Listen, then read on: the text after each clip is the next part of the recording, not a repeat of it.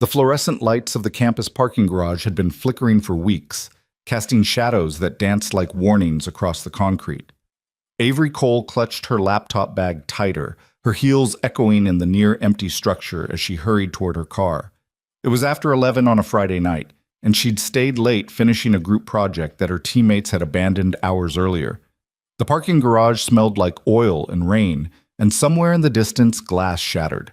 She should have called campus security. She should have waited for someone to walk with her. She should have done a lot of things differently. But Avery Cole had spent 21 years being told she could handle anything, that her last name meant something, that she was untouchable. Her father had built an empire on the principle that power protected you from consequences.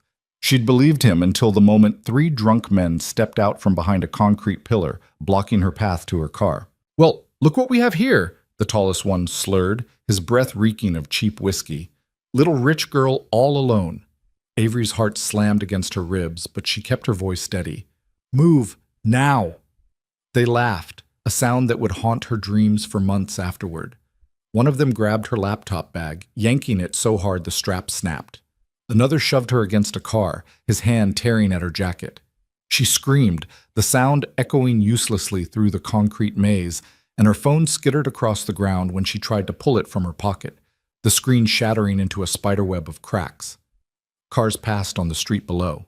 People walked by the garage entrance. No one stopped. No one even slowed down. Until someone did. "Step back. Right now." The voice was quiet, almost conversational, but it cut through the chaos like a blade. Avery's attackers turned, and she glimpsed her unlikely savior, a man in grease-stained coveralls holding a paper grocery bag in one hand. In his other hand, he held the small fingers of a little girl with dark braids who couldn't have been more than 6 years old. The tall drunk laughed. "What are you going to do about it, grease monkey? You got your kid with you?" The man didn't answer immediately. Instead, he knelt down, setting the groceries carefully on the ground. He looked at the little girl with infinite gentleness.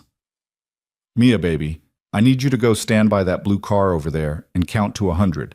Can you do that for Daddy?" "But Dad—" "Count slow, like we practiced. Don't turn around until you're done."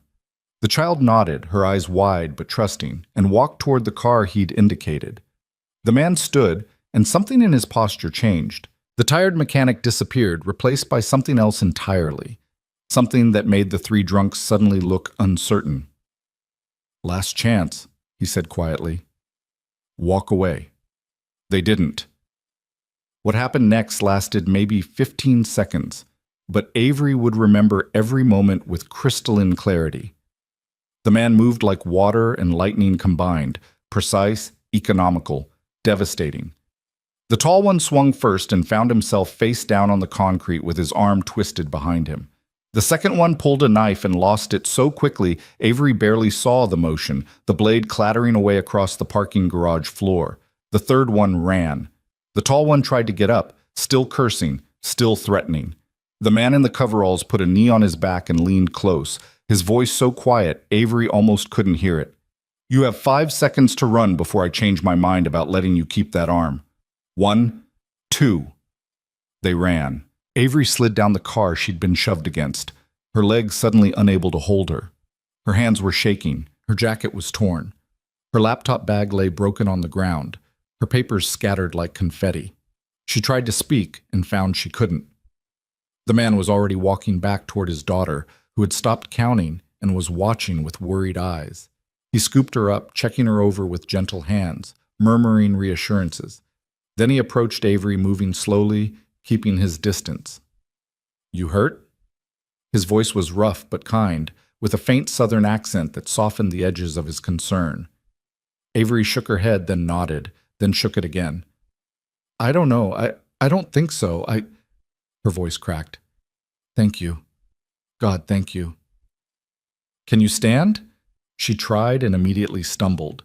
He caught her elbow, steadying her, then stepped back to give her space. Up close, she could see he was younger than she'd first thought, maybe early 30s, with dark hair that needed a cut and eyes that had seen things she couldn't imagine.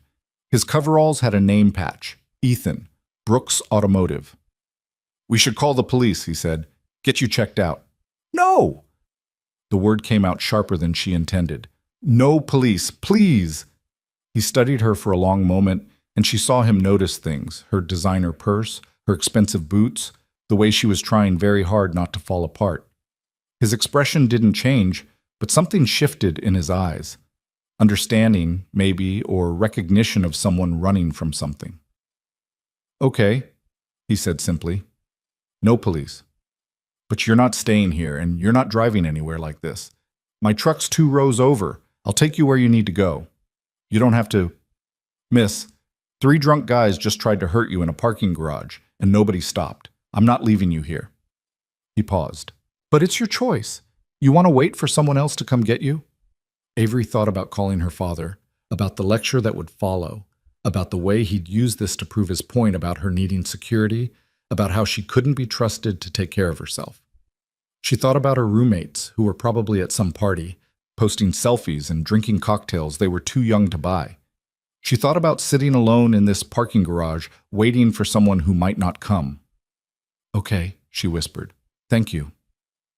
His truck was an ancient Ford, held together with determination and expert maintenance. The little girl, Mia, sat in her booster seat in the back, clutching a worn stuffed rabbit. Ethan loaded the grocery bag into the passenger footwell, then held the door for Avery with old-fashioned courtesy that felt surreal after what had just happened. Where to? He asked, settling into the driver's seat. Avery started to give her apartment address, then stopped. Her roommates would ask questions she didn't want to answer. They'd want details, drama, Instagram stories. They'd call her father. I don't know, she admitted. I can't go home right now. Ethan was quiet for a moment, his hands resting on the steering wheel. Then he sighed. Look, I know you don't know me from Adam, and you've got no reason to trust a stranger, but I've got a spare room, and my daughter and I were about to have some dinner. You're welcome to join us, get yourself together, figure out your next move. No pressure, no strings. Why would you do that? Avery's voice was barely audible. Because someone should have stopped sooner, Ethan said simply. Because my daughter's watching, and I want her to grow up in a world where people help each other. Because it's the right thing to do. He met her eyes in the rearview mirror. But again, your choice. Say the word, and I'll drive you wherever you want to go. From the back seat, Mia's small voice piped up. We're having spaghetti. Daddy makes really good spaghetti, and I helped pick the tomatoes for the sauce. Despite everything, Avery felt a smile tug at her lips. Okay, she said. Spaghetti sounds good. The drive took them away from the university district, through neighborhoods that grew progressively quieter and more modest. Ethan didn't fill the silence with small talk, for which Avery was grateful. He just drove, occasionally glancing at her to make sure she was okay, while Mia chattered from the back seat about her day at school and the picture she'd drawn of a butterfly. They pulled up to a small house on a tree-lined street, the kind of neighborhood where people still sat on their porches and knew their neighbors' names. The house was old but meticulously maintained, with a neat garden and a porch swing that swayed gently in the evening breeze. A sign in the window read, Brooks Automotive, honest work, fair prices, with a phone number below it. Home sweet home, Ethan said, killing the engine. Bathroom's down the hall if you want to wash up. I'll get dinner started. Inside, the house was small but immaculately clean, filled with the kind of comfortable clutter that spoke of real life being lived. Mia's drawings on the refrigerator, a stack of library books on the coffee table, a quilt draped over the back of a worn sofa. Avery stood in the living room, feeling like she'd stepped into another world. The guest room's through there, Ethan said, pointing to a door off the hallway. There's clean towels in the bathroom cabinet. Take your time. Avery locked herself in the bathroom and finally let herself fall apart. She cried quietly, one hand over her mouth to muffle the sound, looking at her reflection in the mirror above the sink. Her mascara had run. Her hair was a mess. There was a bruise forming on her cheek where she'd been shoved against the car. She looked nothing like Avery Cole, daughter of Richard Cole, future business executive and inheritor of a corporate empire. She looked terrified. And somehow, in this stranger's home, she finally felt safe enough to admit it. When she emerged 15 minutes later, face washed and hair tied back, she found Ethan in the kitchen, efficiently chopping vegetables while Mia set the table with careful concentration. The scene was so domestic, so normal, that Avery felt tears threaten again. Can I help? She asked. Ethan glanced up. You cook? Not really, Avery admitted, but I can follow instructions. Fair enough. Can you drain pasta? They worked in comfortable silence, Ethan moving around his kitchen with the ease of long practice, Mia narrating her placement of each fork and spoon. The sauce simmering on the stove smelled incredible, nothing like the gourmet restaurants her father favored or the takeout she lived on at school. This smelled like someone had put time and care into it, like it meant something. Daddy grows tomatoes in the backyard, Mia announced proudly, and basil. He says store-bought is fine, but homegrown tastes like summer. Your dad's right, Avery said, surprising herself. My grandmother used to say the same thing. Is your grandma nice? Mia asked with the directness of children everywhere. She was. She died when I was about your age.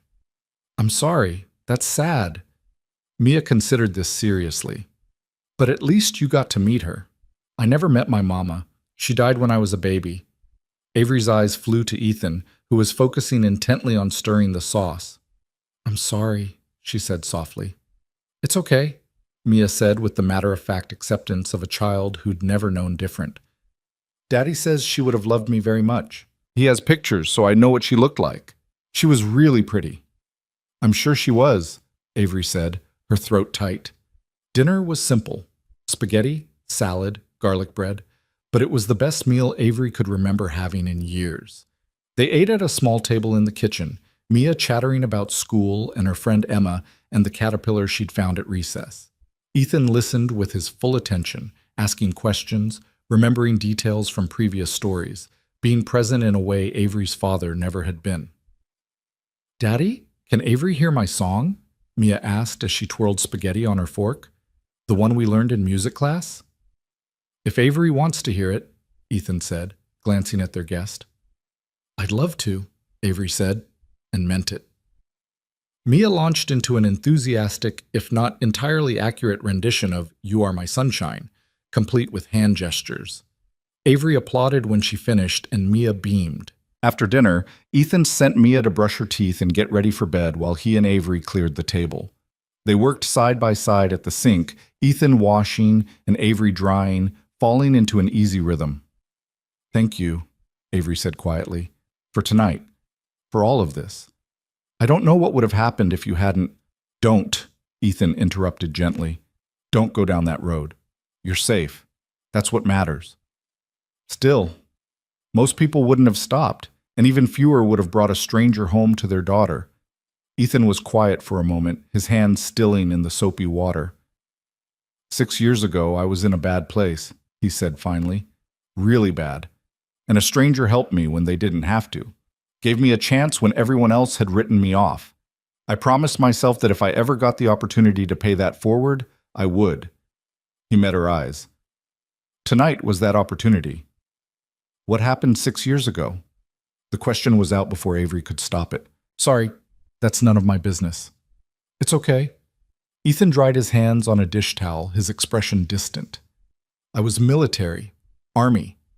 Did 2 tours in Afghanistan, came home with a head full of things I didn't know how to deal with.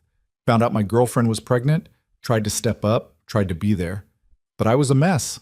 Angry. Drinking too much. She died in childbirth, complications they said might have been caught earlier if I'd been more present, more help, less of a burden. That wasn't your fault, Avery said firmly. Maybe not, but I've had to live with it anyway. He folded the towel carefully.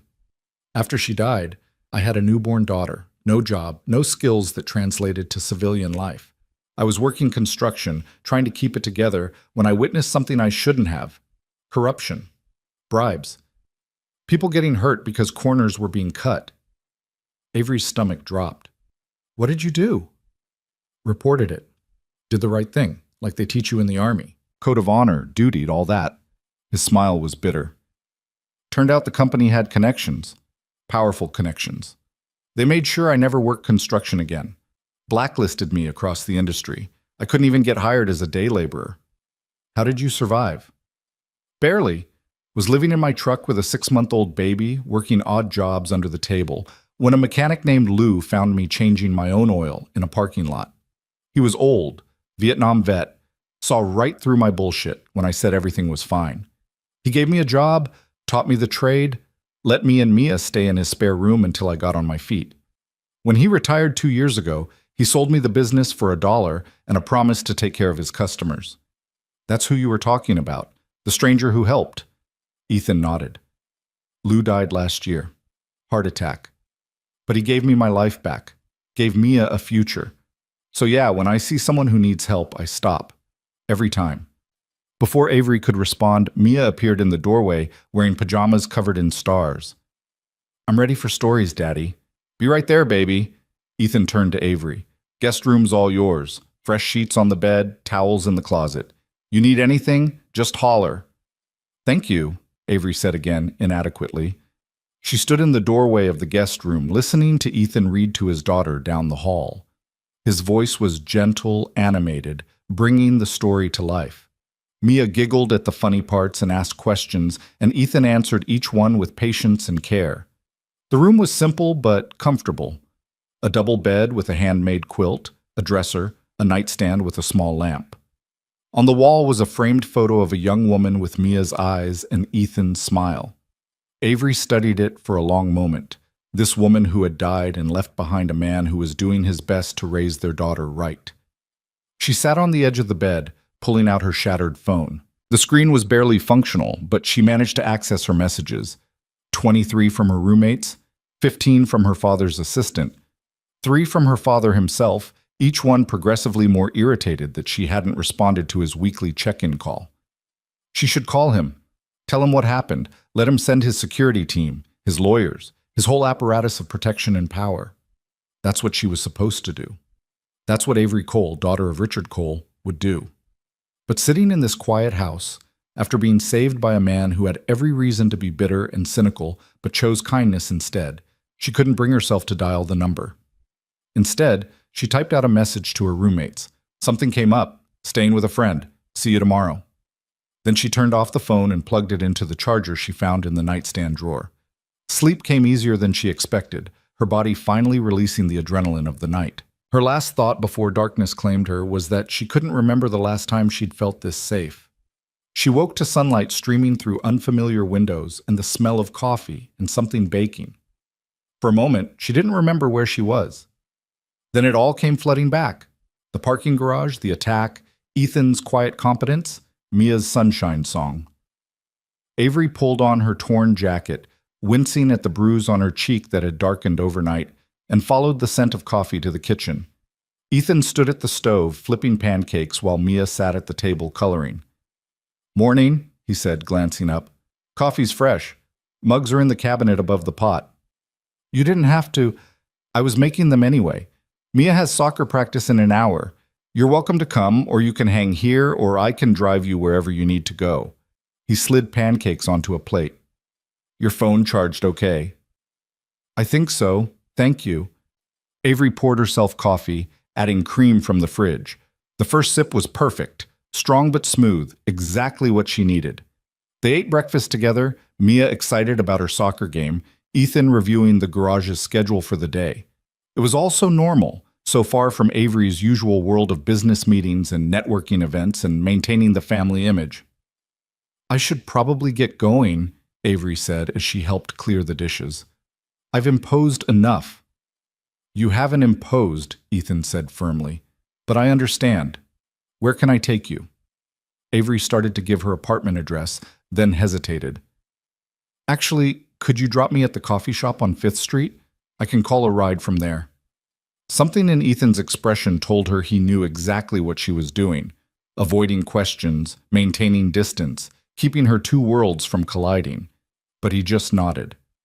Sure thing. Let me get Mia's soccer stuff.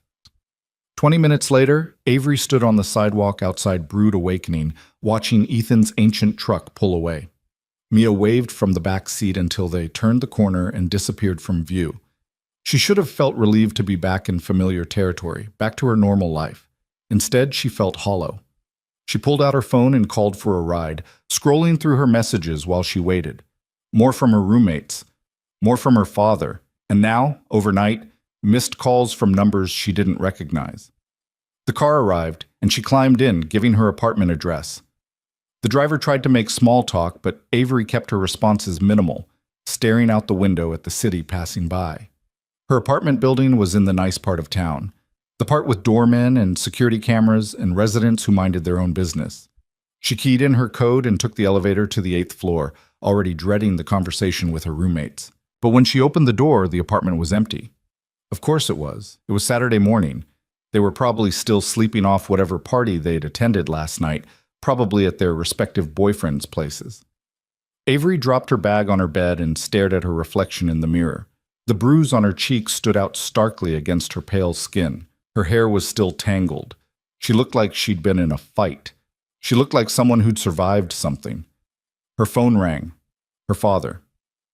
She let it go to voicemail, then immediately regretted it when a text came through. Avery Elizabeth Cole. Call me, now. With a sigh, she dialed. He answered on the first ring. Where the hell have you been? Richard Cole's voice was sharp, controlled fury. I've been calling you since yesterday. I'm sorry, Dad. My phone died and I don't want excuses. You know you're supposed to check in every Friday evening. You know the security protocols. You know. He stopped. What's that on your face? Avery's hand flew to her bruised cheek, forgetting he couldn't actually see her. What? Your Instagram. Someone tagged you. There's a photo of you from last night, and you have a bruise on your face. What happened? Ice flooded Avery's veins. She pulled up Instagram with shaking hands, and there it was, a photo from the coffee shop this morning, taken by someone she didn't know, tagged with her account. The bruise was clearly visible. Comments were already piling up. I tripped, she lied. It's nothing. Avery. Her father's voice was dangerously quiet. I have known you for 21 years. I know when you're lying to me. What happened? She considered lying again, spinning some story about falling, about clumsiness, about anything other than the truth. But she was so tired of lying, so tired of pretending, so tired of being Avery Cole, perfect daughter of Richard Cole. I was attacked, she said flatly, last night. In the campus parking garage, 3 drunk guys. Someone stopped them before anything really happened. I'm fine. The silence on the other end of the line stretched so long she thought the call had dropped. Then, I'm sending a car. Pack a bag. You're coming home. Dad, no. I'm fine, really. You were attacked, Avery. This is exactly what I've been warning you about. That campus isn't safe. You need security, proper security, not this ridiculous independence experiment. It wasn't an experiment. Pack a bag. Each word was clipped, final. The car will be there in an hour. And Avery, we're going to have a very serious conversation about your judgment and your choices. The call ended. Avery stared at her phone, fury and frustration warring in her chest. This was exactly what she'd been trying to avoid. The takeover, the control, the proof that she couldn't handle her own life. Her phone buzzed with a text from an unknown number. Hope you made it home okay. Mia wanted me to tell you that you're welcome at soccer practice anytime. Also sending this from the shop. Your laptop bag is pretty torn up, but I think the computer inside is okay. Let me know if you want me to drop it off somewhere. Ethan. Attached was a photo of her laptop bag, battered but intact. Avery felt tears prick her eyes. In the chaos of last night and this morning, she'd completely forgotten about her school things. She typed back, "Thank you so much. I can come pick it up if you tell me where the shop is?" The response came quickly. Brooks Automotive, 847 Maple Street, open till 5 on Saturdays. Avery looked at the time, 11:30. She had an hour before her father's car arrived. Maybe less. She should pack. She should prepare for the lecture, the lockdown, the end of what little freedom she had. Instead, she grabbed her purse and headed for the door. The ride to Maple Street took 20 minutes through Saturday traffic. Brooks Automotive was in a working-class neighborhood, sandwiched between a laundromat and a hardware store. The garage bay doors were open, and she could see a car up on the lift inside, but the small front office appeared empty. Avery pushed through the door, triggering a bell. The office was clean but worn, with a desk, a couple of chairs, and a wall of customer photos. Satisfied people standing next to their fixed vehicles, Ethan's arm around their shoulders, his smile genuine and proud. "Be right with you," Ethan's voice called from somewhere in the back. He emerged a moment later, wiping his hands on a rag, and stopped short when he saw her. Avery. Hey, didn't expect you to come by yourself.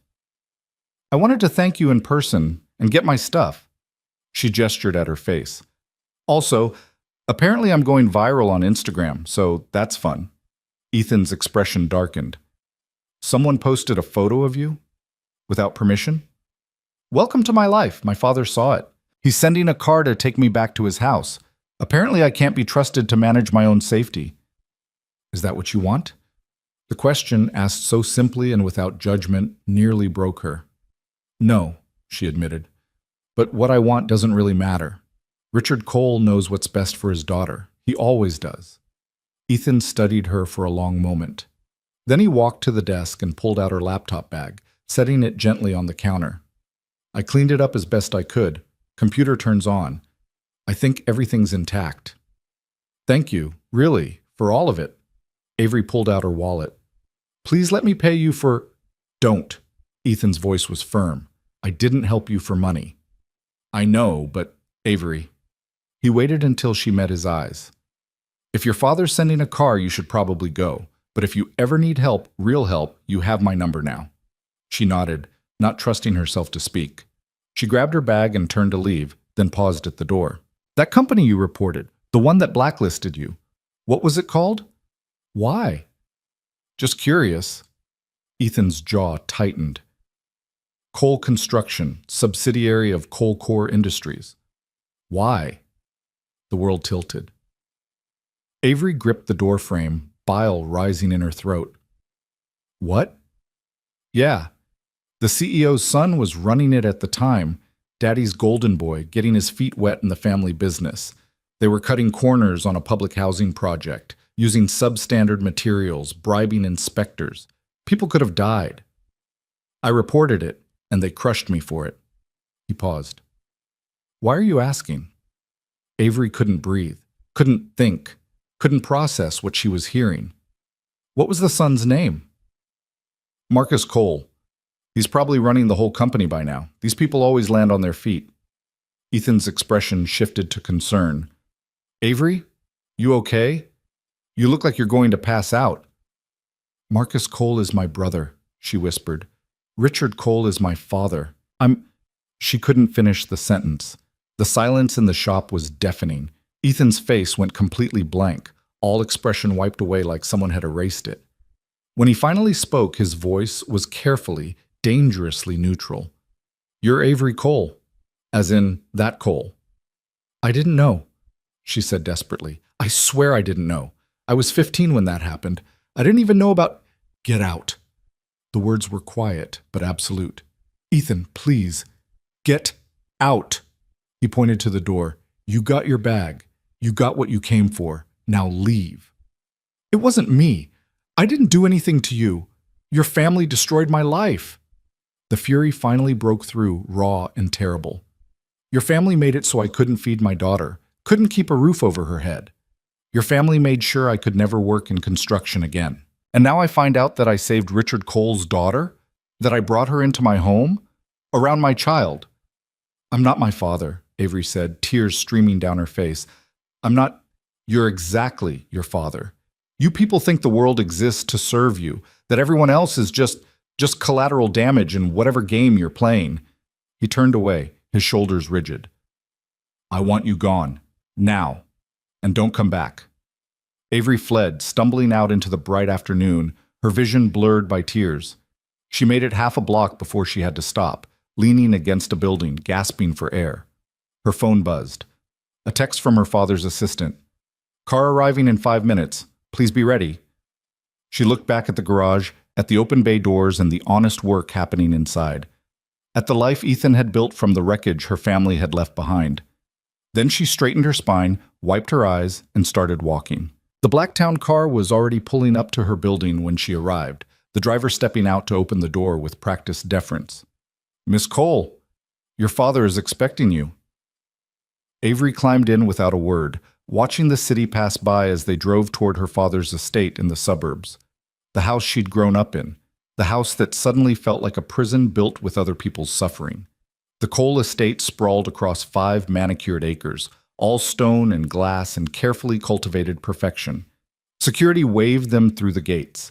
The driver pulled up to the front entrance, where Richard Cole himself stood waiting, his expression thunderous. Avery got out of the car, bag in hand, and faced her father. "Inside," he said. "Now."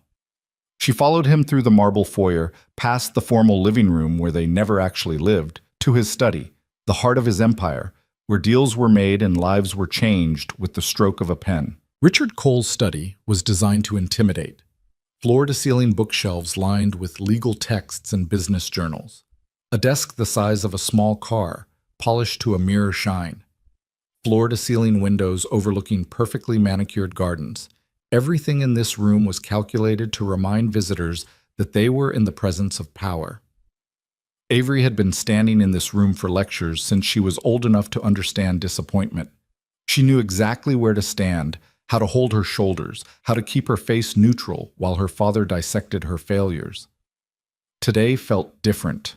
Today, she looked at the empire her father had built and saw the bodies buried in its foundation. Richard settled into his leather chair, steepling his fingers. "Sit." "I'd rather stand." His eyes narrowed.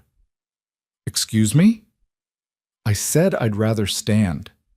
Avery met his gaze without flinching. "This won't take long." "You were attacked. You disappeared for 12 hours. You lied to me about where you were. And now you're going to tell me this won't take long?" Richard's voice was cold, controlled. "Sit. Down." Avery remained standing. "Did you destroy Ethan Brooks?" The question hung in the air like a grenade. Richard's expression didn't change, but something flickered in his eyes. Recognition, calculation. "I have no idea what you're talking about." 6 years ago, Ethan Brooks, construction worker, reported corruption at Cole Construction. Marcus was running it at the time. You had Brooks blacklisted across the entire industry. Avery's voice was steady, matter of fact. "Did you do it?" Richard leaned back in his chair. "Avery, I make hundreds of business decisions every year. I can't be expected to remember every disgruntled employee who, he wasn't disgruntled, he was honest. He reported safety violations and bribery, and you made sure he could never work again. He had a newborn daughter. He was living in his truck because of what you did. How do you know about this?" Richard's tone shifted, became dangerous. "Have you been talking to someone? Has someone been feeding you stories?" "The man who saved me last night was Ethan Brooks." The silence that followed was absolute. Richard's face went completely still, a mask of stone. When he finally spoke, his voice was lethal. "You're telling me that you spent the night in the home of someone who has a documented grudge against this family? He didn't know who I was. He just saw someone who needed help. And when did he find out?" "This morning, when I went to pick up my laptop." Avery's voice cracked. "He told me to leave. He was furious, and he had every right to be." Richard stood, walking to the windows, his hands clasped behind his back. "Let me explain something to you about the real world, Avery. 6 years ago, Cole Construction was building affordable housing for low-income families. A noble project. But some employees got ideas above their station, started making accusations without understanding the full picture. The full picture of bribing inspectors? The full picture," Richard continued as if she hadn't spoken, "of complicated regulatory environments, tight budgets, and impossible timelines. Sometimes corners need to be cut. Sometimes relationships need to be managed. That's business. People could have died, Dad. Those buildings are still standing. Those families have homes. Yes, we had to make adjustments to meet deadlines. Yes, we had to work within the system as it exists, not as idealists wish it to be. And when someone threatened to derail the entire project with inflammatory allegations, we protected the company and the mission." Avery stared at her father's back. "You're actually defending it." "I'm explaining context, something you clearly lack." Richard turned to face her. Ethan Brooks was a troubled veteran with a drinking problem and a history of poor judgment. He made accusations he couldn't prove, threatened the company's reputation, and faced consequences for his actions. That's not persecution, that's accountability. He was telling the truth. He was costing people their jobs and families their homes. Marcus made the right call. Marcus committed fraud. Avery's voice rose. And you protected him. You destroyed a whistleblower to protect your son. I protected this family. Richard's voice cut like a blade. I protected our legacy. I protected our ability to do good work in this world. And yes, I made sure that someone who threatened all of that faced appropriate consequences. Appropriate consequences? Avery repeated numbly. He was homeless. He had a baby. He made his choices. I made mine. Richard walked to his desk, pressing a button on his phone. Julia, send Marcus to my study immediately. He looked back at Avery. You're going to hear this from your brother. Maybe you'll believe him. I don't want to talk to Marcus. Too bad. You opened this door. Now you're going to walk through it. They waited in tense silence, Avery standing by the bookshelves, Richard at his desk reviewing papers as if nothing unusual was happening. 5 minutes later, Marcus Cole strode in, all easy confidence and expensive suit. Dad, what's... He stopped when he saw Avery. Oh, the prodigal daughter returns. Heard you had some excitement last night. Marcus, your sister has questions about an employee issue from 6 years ago. Ethan Brooks, refresh her memory about what happened.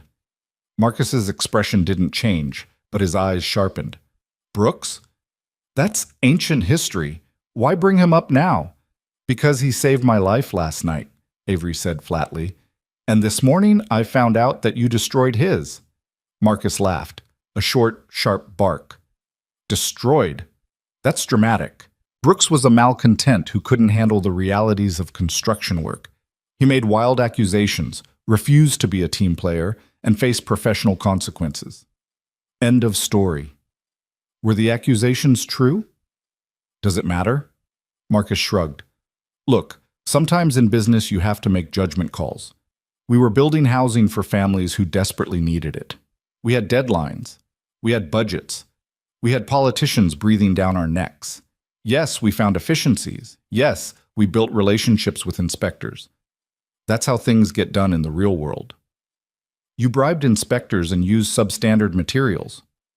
We made cost-effective choices and maintained good working relationships with regulatory partners. Marcus's tone was patient, like he was explaining something to a child. Brooks didn't understand the bigger picture. He thought everything was black and white, right and wrong. But that's not how the world works. People could have been hurt, but they weren't. Those buildings are still standing. Those families have homes. The project was a success by every measurable metric. Brooks just couldn't see past his own rigid moral code. Marcus leaned against the desk. Is this really why you dragged me in here? To relitigate a personnel issue from years ago? It wasn't a personnel issue. It was retaliation against a whistleblower. It was managing a problem employee. Marcus's patience was wearing thin. Avery, I get that you're upset about the attack. That's traumatic. But don't let some hard luck story from a guy with an axe to grind cloud your judgment about your own family. My judgment is perfectly clear. You committed fraud. Dad helped you cover it up. And you destroyed a man's life to protect yourselves. Richard stood. That's enough. Avery, you're clearly not thinking straight. You've been through a trauma, you're emotional, and you're letting a stranger manipulate you. He's not manipulating me. He doesn't even want to talk to me. He threw me out of his shop when he found out who I was. Which should tell you everything you need to know about his character, Marcus interjected smoothly. He's unstable, angry, exactly the kind of person who would make false accusations and nurse a grudge for years. Avery looked between her father and brother, these two men who looked so confident, so certain of their rightness. She'd spent her whole life trying to earn their approval, trying to be worthy of the Cole name, and now she saw what that name really meant. I'm leaving, she said quietly. No, you're not. Richard's voice was iron. You're staying here where you're safe. I'm arranging proper security for you, and you're transferring to a different university, somewhere with better... I'm 21 years old. You can't keep me here. I'm your father, and you're under my protection. That attack last night proved you can't be trusted to keep yourself safe. That attack had nothing to do with you or this family. It was random. Wrong place, wrong time. Random? Richard's laugh was harsh. Avery, you're a Cole. Nothing about your life is random. Those men targeted you because they saw an opportunity, saw a girl alone, vulnerable. That's what happens when you don't have proper security. Or maybe it's just what happens in the world, to regular people, every day. Marcus scoffed. We're not regular people, Avery. The sooner you accept that, the better. I'm going back to school. I'm finishing my degree, and I'm doing it without your security theater and your control. Richard walked around his desk, stopping directly in front of her. If you walk out that door, you do it without family support. No credit cards, no apartment, no tuition payments. You want to be independent? Fine. Be completely independent. Avery felt the words like a physical blow, but she kept her voice steady. Okay. Okay? Richard's eyebrows rose. You think I'm bluffing? No, I think you mean every word. But I also think I'd rather struggle on my own than live with money earned by destroying people like Ethan Brooks. You sanctimonious little... Marcus stepped forward, but Richard held up a hand. Let her go, Marcus. Let her see how the real world treats her without the family name protecting her. Richard's smile was cold. Give it a week, 2 at most. She'll come crawling back, ready to apologize and accept whatever terms we set. Don't hold your breath, Avery said, turning toward the door. Avery, Richard's voice stopped her. That man, Brooks, he's not what you think. He's not some noble victim. He's a broken veteran with a history of violence and instability. The fact that he intervened last night doesn't make him a hero. It makes him dangerous. He's more of a hero than anyone in this room has ever been. She walked out before either of them could respond, through the marble foyer, past the confused household staff, out the front door into the bright afternoon. She had no car, no ride arranged, no plan beyond putting as much distance between herself and that house as possible. She pulled out her phone and called for a ride, then stood at the end of the long driveway, watching the gates she'd driven through thousands of times. The driver arrived 15 minutes later, a kind-faced older woman who took one look at Avery's expression and didn't try to make conversation. Where to, honey? Avery gave her apartment address, then leaned back against the seat, closing her eyes. Her phone started buzzing almost immediately, her father's assistant, probably ready to start the process of cutting her off. She silenced it without looking. When she got to her apartment, her roommates were finally home, sprawled on the couch with mimosas and gossip. They looked up when she entered, their eyes widening at the sight of her bruised face. Oh my God, Avery! We saw the Instagram post. What happened? Are you okay? Was it really an attack? Avery held up a hand. I'm fine, but I need to talk to you both about something. She sat down and explained the situation. Not all of it. Not the part about Ethan or her family's sins, but enough. The attack. Her father's reaction. The fight. The ultimatum. Wait, he's cutting you off? Completely? Her roommate Jessica looked horrified. Can he do that? He's Richard Cole. He can do whatever he wants. But how will you pay rent? Tuition? I'll figure it out. I have some money saved. I can get a job. Student loans. Even as she said it, Avery felt the weight of what she'd just done settling on her shoulders. She'd never had a job in her life, never had to worry about money, never had to figure out how to survive without the safety net of her family's wealth. Her other roommate, Claire, was more practical. Okay, so first things first. This apartment is way too expensive if you're on your own. You'll need to find somewhere cheaper. I know. And you'll need to apply for financial aid, like immediately. The semester just started, so you might still be able to get something. I'll go to the financial aid office Monday morning. Jessica was still processing. I can't believe he'd do this to you, your own father. Over what? Wanting to make your own choices? It's more complicated than that. Avery stood up. I need to make some calls, figure out my next steps. She retreated to her bedroom and stared at the space she'd taken for granted. The expensive bedding, the designer clothes in her closet, the laptop her father had bought her for high school graduation. Everything in this room was a reminder of who she'd been. Avery Cole, princess of a corrupt empire. Her phone rang. Unknown number. She almost didn't answer, but something made her pick up. Miss Cole?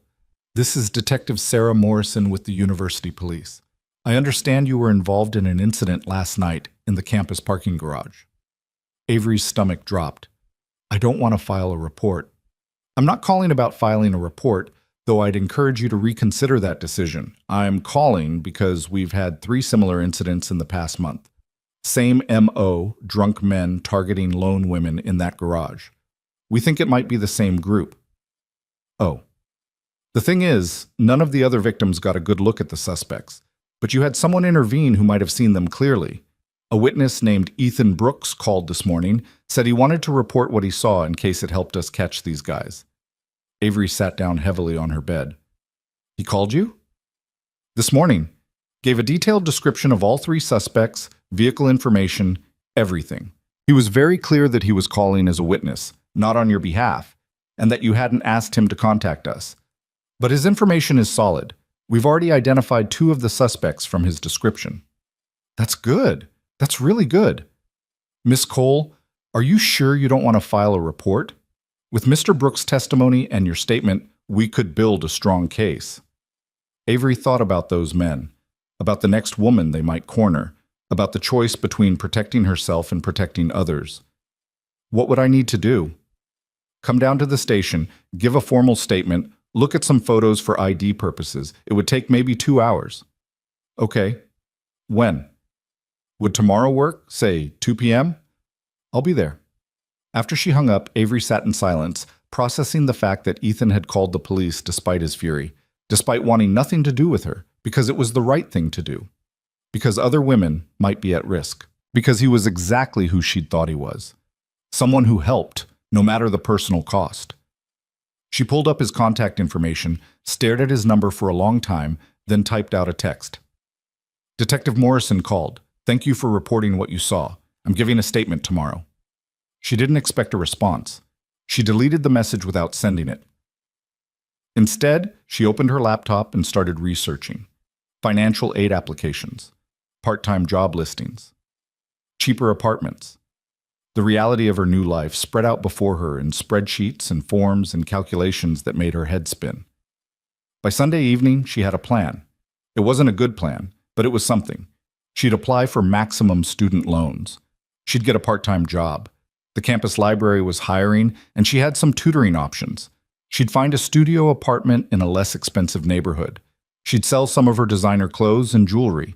She could make this work. She had to make this work. Monday morning, Avery was waiting outside the financial aid office when it opened. The counselor, a tired-looking woman named Mrs. Patterson, listened to her situation with increasing surprise. You're just now applying for aid? As a senior? My circumstances changed. Suddenly. Mrs. Patterson pulled up Avery's file, and her eyebrows climbed toward her hairline. Miss Cole, according to our records, your family's income level means you wouldn't qualify for need-based aid. Even with changed circumstances, we'd need extensive documentation. My father has cut me off completely. I have no access to family funds. I need to finish my degree, and I need to do it on my own. I understand, but the process for establishing financial independence from your parents is complex. You'd need to prove that they're not supporting you, that you're not claimed as a dependent on their taxes, that... She paused, seeing Avery's expression. This is really serious, isn't it? Yes. Mrs. Patterson pulled out a stack of forms. Okay, here's what we're going to do. These are the independence verification forms. You'll need documentation, bank statements showing no deposits from your parents, a notarized letter from your father stating he's not providing support, proof of your own income and housing. It's a lot of paperwork, and even with everything, there's no guarantee. I'll do whatever it takes. The other option is private loans, but those interest rates can be brutal, and you'd need a co-signer with good credit. My father's not going to co-sign anything for me. Any other family members, grandparents, aunts or uncles? Avery thought of her mother, who died when she was 12. Her grandparents, long past. Her father's siblings, all in business with him, all loyal to the family empire. No, it's just me. Mrs. Patterson's expression softened. Okay, honey. Let's start with these forms and see what we can do. In the meantime, keep your grades up. Look into work-study positions and maybe talk to your professors about your situation. Sometimes they have resources we don't know about. Avery left the office with a folder full of paperwork and a growing sense of panic. She had classes in an hour. She needed to find a job. She needed to find a place to live. She needed to give a police statement. She needed to somehow keep her life from completely falling apart. Her phone buzzed, a text from her father's assistant. Per Mr. Cole's instructions, All credit cards associated with your account have been canceled. The apartment lease is in his name and will not be renewed. You have until the end of the month to make alternative arrangements. Any personal items at the family residence can be collected with 24 hours notice. End of the month. That gave her 3 weeks to find a new place to live. She made it through her morning classes on autopilot, taking notes without really processing the lectures. At 2 p.m., she was at the police station, sitting in an interview room that smelled like stale coffee and industrial cleaner.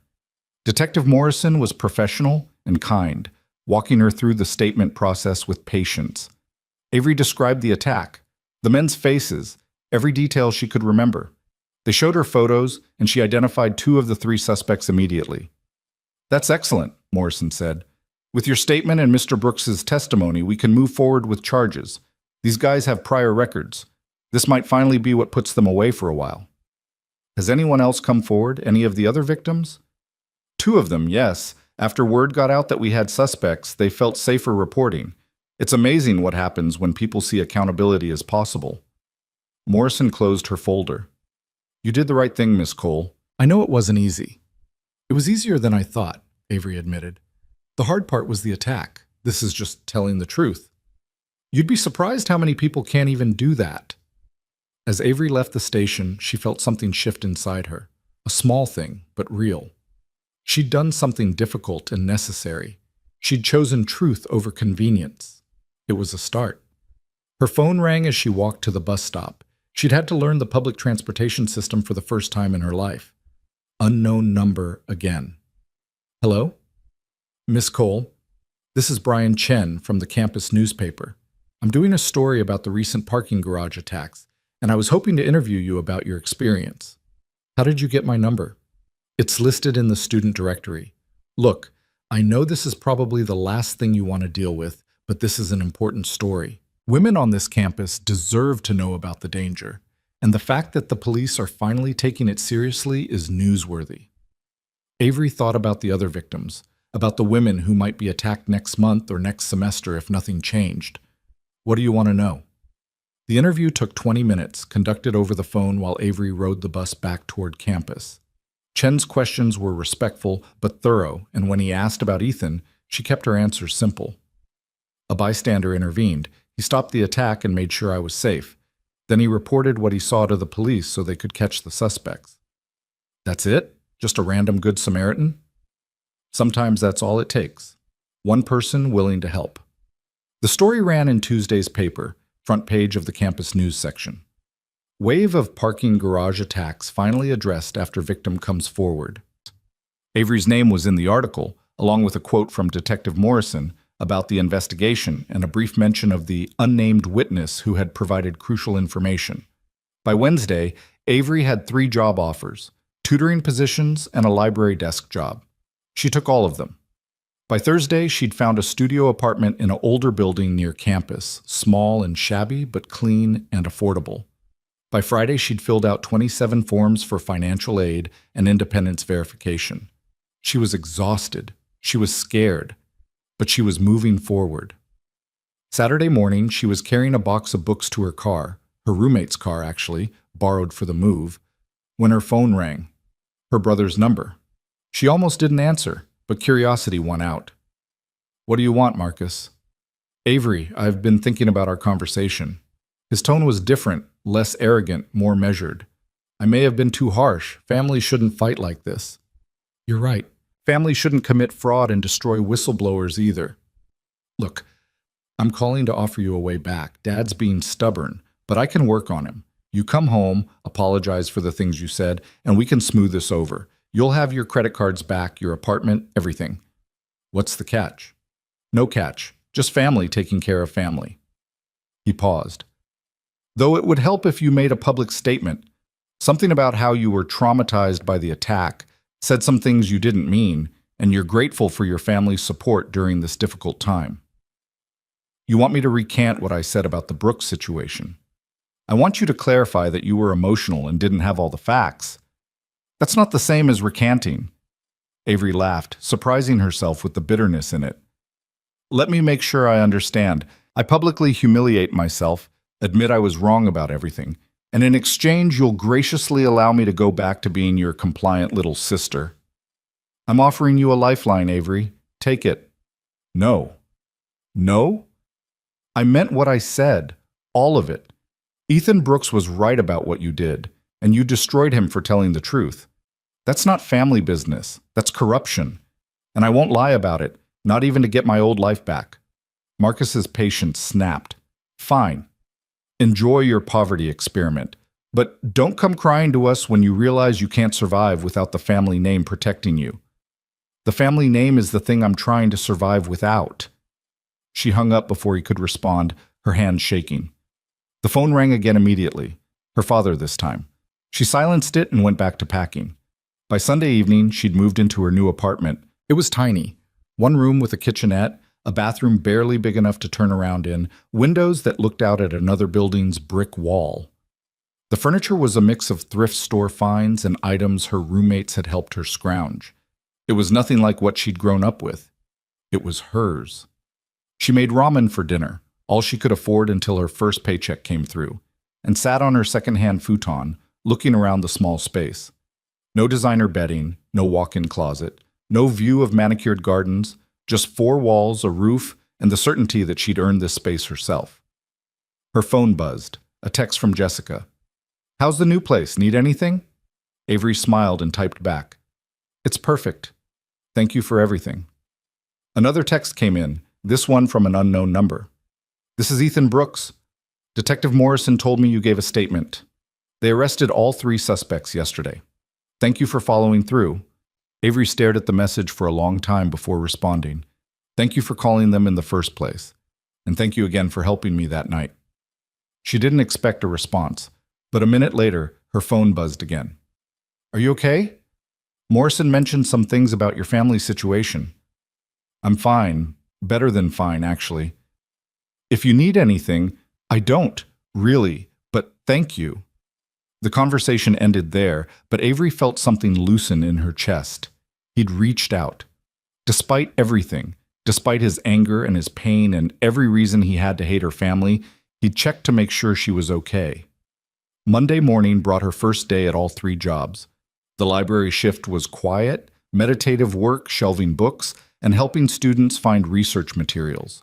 The tutoring sessions were challenging but rewarding, helping freshmen navigate calculus problems she'd mastered years ago. By the time she collapsed into bed that night, she was exhausted in a way she'd never experienced before. It felt good. Tuesday brought her first classes as a financially independent student, sitting in lectures while mentally calculating how many hours she needed to work to cover rent and groceries. Wednesday brought a letter from the financial aid office. Her independence verification was under review, but they were optimistic. Thursday brought her first paycheck, smaller than she'd expected after taxes, but hers. Friday brought her father to her door. Avery was sitting cross-legged on her futon, grading papers for one of her tutoring students, when the knock came.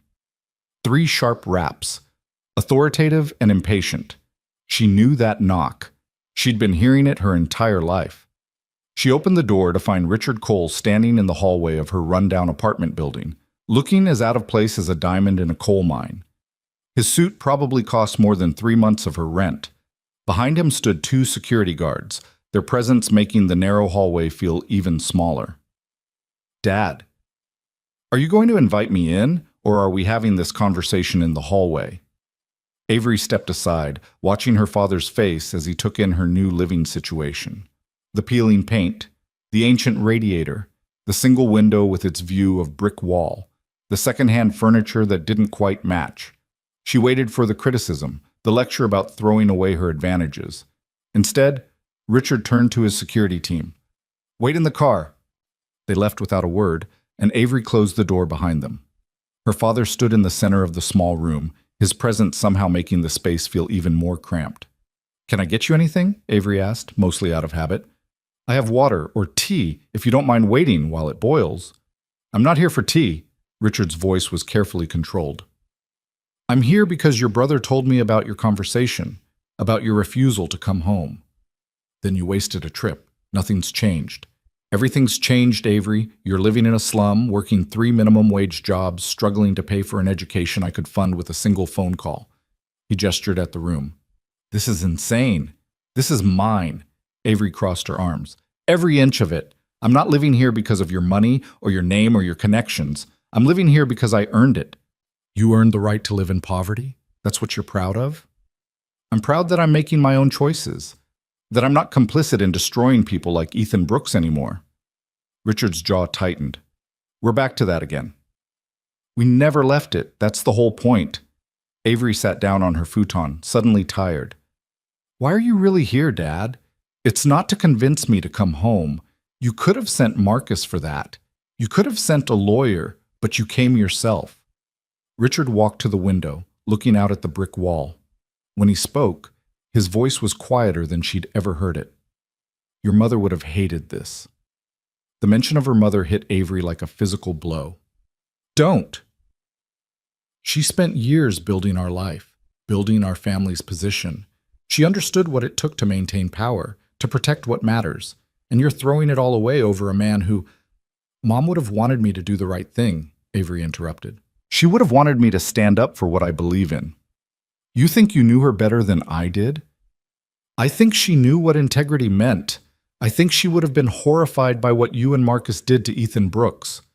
Richard turned to face her, and for the first time, Avery saw something other than controlled fury in his eyes. It looked almost like pain.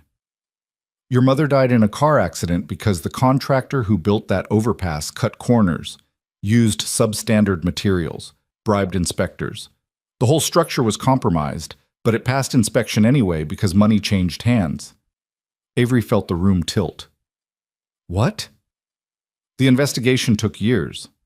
I buried it because I didn't want you growing up knowing that your mother died because someone else valued profit over safety, because someone else decided that regulations were optional. Richard's voice was steady, but his hands were shaking. So yes, when I found out Marcus was cutting corners at Cole Construction, I was furious. I made him fix everything. Every building was reinforced. Every bribe was refunded. Every inspection was redone properly this time. Then why destroy Brooks? If you fixed everything, why ruin him for reporting it? Because he didn't just report the problems. He went to the media. He made public accusations that could have destroyed everything we'd built. The company, the Cole name, our ability to do business. He wanted to be a hero, and he didn't care who got hurt in the process. Avery stared at her father, trying to process this new information. You're saying you fixed the problems before he reported them? I'm saying we were already fixing them when he decided to burn everything down. Richard sat on the edge of her desk, looking older than she'd ever seen him. Was blacklisting him extreme? Maybe. But he threatened everything I'd spent decades building, everything your mother helped me create. I wasn't going to let some self-righteous crusader destroy her legacy. Her legacy isn't a company, Dad. It's supposed to be a family. It's supposed to be doing the right thing. I did do the right thing. I protected our family. I made sure those buildings were safe. I ensured that hundreds of families got the housing they needed. Richard's voice hardened. Brooks couldn't see past his own moral superiority to understand that sometimes the right thing isn't the clean thing. Sometimes it's messy and complicated and requires making hard choices. Like destroying a veteran with a newborn baby. Like protecting thousands of jobs and contracts and projects that depended on Cole Construction's reputation remaining intact. Richard stood. I didn't come here to relitigate the past, Avery. I came here to tell you that you have 1 week to come home. After that, I'm done trying. I'm not coming home. Not today. Not in a week. Not ever, unless you're willing to admit what you did was wrong. What I did was necessary. Then we have nothing else to talk about. Richard walked to the door, then paused with his hand on the knob. You know what the real tragedy is? You're so much like your mother. Stubborn, idealistic, convinced you can change the world through sheer force of will. He looked back at her. It's going to break you, just like it would have broken her. Mom wasn't broken. She was killed because someone else chose profit over safety. Someone else made the kind of choice you're defending right now. You don't know anything about your mother. You were 12 when she died. I knew enough. I knew she volunteered at the women's shelter. I knew she tutored kids from the public schools. I knew she believed in helping people, not crushing them. She also believed in family loyalty, in standing by the people you love, even when they make difficult choices. Richard opened the door. 1 week, Avery. That's all you get. He left, his footsteps echoing down the hallway. Avery sat in silence, her father's words churning in her mind. The story about her mother's death was new, and it recontextualized everything she thought she knew about her father's ruthlessness. But it didn't change what he'd done to Ethan. It didn't excuse it. She picked up her phone and pulled up the contact she'd been avoiding for days. Before she could talk herself out of it, she pressed call. Ethan answered on the third ring. Avery, I need to tell you something about my father, about what happened 6 years ago. The words tumbled out before she could stop them. Can we meet, please? There was a long pause. I don't think that's a good idea. I know. I know you have every reason to say no, but I just found out something about why my father did what he did, and you deserve to know the whole story. Not for my sake, for yours. Another pause, longer this time. I'm at the shop until 7. You can come by then if you want. But Avery, this doesn't change anything. Your family still destroyed my life. I know. I'm not trying to change that. I just want you to have all the information. She arrived at Brooks Automotive at 6:45, parking her borrowed car on the street. The garage bay was closed, but light spilled from the office windows. She knocked on the door, and Ethan appeared a moment later, still in his coveralls, grease staining his hands. Come in. His voice was neutral, carefully blank. The office looked the same as it had before, clean, organized, filled with photos of satisfied customers. Ethan gestured to a chair and leaned against the desk, arms crossed, waiting. Avery told him everything her father had said, about her mother's death, about the contractor who'd cut corners, about Richard's fury when he discovered Marcus doing the same thing, about the fixes that were already underway when Ethan made his report. He says you went to the media before giving him a chance to make things right, Avery finished. He says the blacklisting was retaliation for threatening the company's reputation, not for reporting the problems. Ethan listened without interrupting, his face impassive. When she finished, he was quiet for a long moment. Then he walked to a filing cabinet and pulled out a worn folder. I kept copies of everything, he said, opening it on the desk. The inspection reports showing violations, the emails about using cheaper materials, the text messages about inspector payments. He pulled out a calendar. Here's the timeline. I reported the issues to my supervisor on March 15th. He told me it was being handled. 2 weeks later, nothing had changed. I reported it to the project manager on April 1st. He told me to mind my own business. Another 2 weeks, still nothing. So on April 15th, I filed a formal complaint with OSHA. You went through official channels, Avery said softly. Every single one. I spent 2 months trying to do this the right way. Gave them every opportunity to fix it themselves. Ethan's voice was steady, but his eyes were hard. It wasn't until June, 3 full months after my first report, that I finally went to the media. And you know why? Because I found out they were accelerating the construction timeline. They were going to finish the buildings and move families in before anyone could properly inspect the work. He pulled out a newspaper clipping, yellowed with age. The headline read, Coal Construction Accused of Safety Violations in Housing Project. The date was June 23rd. This article ran on a Thursday. By Friday afternoon, I'd been fired. By Monday, I couldn't get a call back from any construction company in the state. By the end of that week, I was living in my truck with a 3-month-old baby. Ethan closed the folder. So your father can tell himself whatever story he wants about protecting your mother's legacy. But the truth is in black and white. I did everything right, and they destroyed me for it anyway. Avery felt tears burning her eyes. I'm so sorry. Don't apologize for him. It doesn't change anything. Ethan put the folder away. Is that all you came to tell me? No. I also came to tell you that I left. I'm not living off my family's money anymore. I'm working 3 jobs, putting myself through school, living in a studio apartment that's smaller than your office. She wiped her eyes. I know it doesn't fix what they did to you. Nothing can fix that. But I wanted you to know that I'm not part of it anymore. You think leaving makes you different from them? I think it's a start. Ethan studied her face, and something in his expression shifted. That bruise is almost gone. Yeah, a couple more days and you won't even be able to tell. The police called me yesterday. Said all 3 suspects are in custody, looking at serious charges. They think there might be more victims who will come forward now. Morrison told me. She said your testimony was crucial. It was the right thing to do. He paused. Look, Avery, I appreciate you coming here. I appreciate you telling me about your father's version of events, but it doesn't change the facts. Your family cost me years of my life, years with my daughter. I can't just forgive that. I'm not asking you to forgive anything. I just wanted you to know that not all of us are like them. Maybe not, but you're still a Cole. That name follows you whether you want it to or not. Avery stood to leave, then turned back.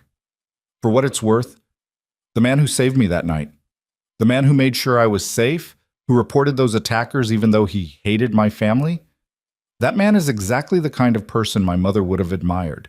She would have been proud to know him. She left before he could respond, walking back to her car in the cool evening air. She'd said what she needed to say. Whether it mattered to Ethan or not, she'd told the truth. The week passed in a blur of classes, work shifts, and paperwork. True to his word, Richard didn't contact her again. Neither did Marcus. It was as if the Cole family had collectively decided she no longer existed. Jessica and Claire checked in regularly, bringing groceries they claimed were extras from their shopping, offering to help with moving furniture or studying for exams. Avery accepted the help gratefully, learning that pride was a luxury she could no longer afford. Thursday afternoon, she was shelving books in the library when a woman approached the desk. She was in her 50s, well-dressed but not ostentatious, with kind eyes and a purposeful stride. "Excuse me, are you Avery Cole?" Avery's guard went up immediately. Who's asking? "My name is Sandra Martinez. I'm a reporter with the Metro Times." She pulled out a business card. "I'm working on an investigative piece about Cole Construction and the housing project from 6 years ago. I was hoping you might be willing to talk to me." "I don't know anything about that project. I was 15 when it happened." "I'm not interested in what you knew then. I'm interested in what you know now." Sandra leaned against the desk. "I've been researching this story for months. I've talked to inspectors, contractors, former employees, and I've talked to Ethan Brooks." Avery's heart skipped. "He talked to you?" "After a lot of convincing, he showed me his documentation, his timeline, everything. It's a compelling case for corruption and retaliation, but it's not complete without the other side of the story." "Then talk to my father. Talk to Marcus." "I have. Multiple times. They declined to comment." Sandra pulled out a notepad. "But I'm not just doing a hit piece on your family, Avery. I'm trying to understand what really happened. Why a company that had previously built solid, safe projects suddenly started cutting corners. Why they reacted so viciously to a whistleblower. What changed?" Avery thought about her father's words, about her mother's death, about the complicated web of grief and fury and misguided protection. "Off the record? If that's what you need." "My mother died because of contractor negligence. Someone cut corners on an overpass and it failed. My father never got over it. I think when he found out Marcus was doing the same thing, it brought everything back. He fixed the problems, but then he couldn't let Brooks's accusations stand because they threatened everything he'd built in my mother's name." Sandra wrote quickly, then looked up. "That's a hell of a story. Grief doesn't excuse what he did, but it explains it. Nothing excuses what he did to Ethan Brooks. He destroyed a good man for doing the right thing. Are you willing to say that on the record?" Avery hesitated. This was the line, the moment where she could still step back, maintain some loyalty to family, preserve the possibility of reconciliation. Or she could step forward, into truth, and burn every bridge behind her. "Yes," she said. "I'm willing to go on the record." The interview took 2 hours, conducted in a quiet corner of the library after Avery's shift ended. Sandra was thorough and fair, asking about Avery's relationship with her father, her knowledge of the company's practices, her decision to leave the family. She recorded everything, took meticulous notes, and promised to send Avery the relevant quotes for approval before publication. "This is going to make waves," Sandra warned. "Your father won't be happy." "My father and I are already past the point of no return." "Still, you should be prepared. This kind of story can get ugly." Avery thought about her tiny apartment, her 3 jobs, her student loans and thrift store furniture.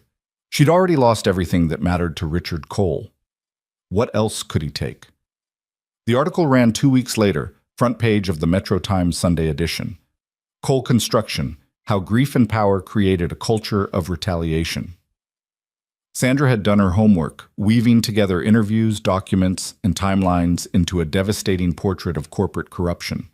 Ethan's story was there, his documentation laid out in detail. The inspectors who'd taken bribes were named, the substandard materials were cataloged. And near the end, there was a section titled A Daughter's Reckoning, featuring Avery's interview. She'd been quoted extensively, talking about her father's grief, her family's power, and her own complicity in a system she was only now beginning to understand. The final quote was hers. Ethan Brooks did everything right. He followed every rule, gave every opportunity for correction, and only went public when lives were at stake. My family destroyed him for it. That's not justice. That's not protection. That's abuse of power, and I can't be part of it anymore. The response was immediate and overwhelming. Her phone exploded with calls and messages, reporters requesting interviews, former coal construction employees reaching out with their own stories, advocacy groups asking her to speak at events. She ignored most of them, focusing on getting through her classes and her work shifts. But she couldn't ignore the message from Ethan. Read the article. Thank you for telling the truth. It means more than you know. Or the one from Marcus. You've crossed a line you can't uncross. You're dead to this family. Or the one from her father. I tried to protect you from this. Everything that happens now is your choice.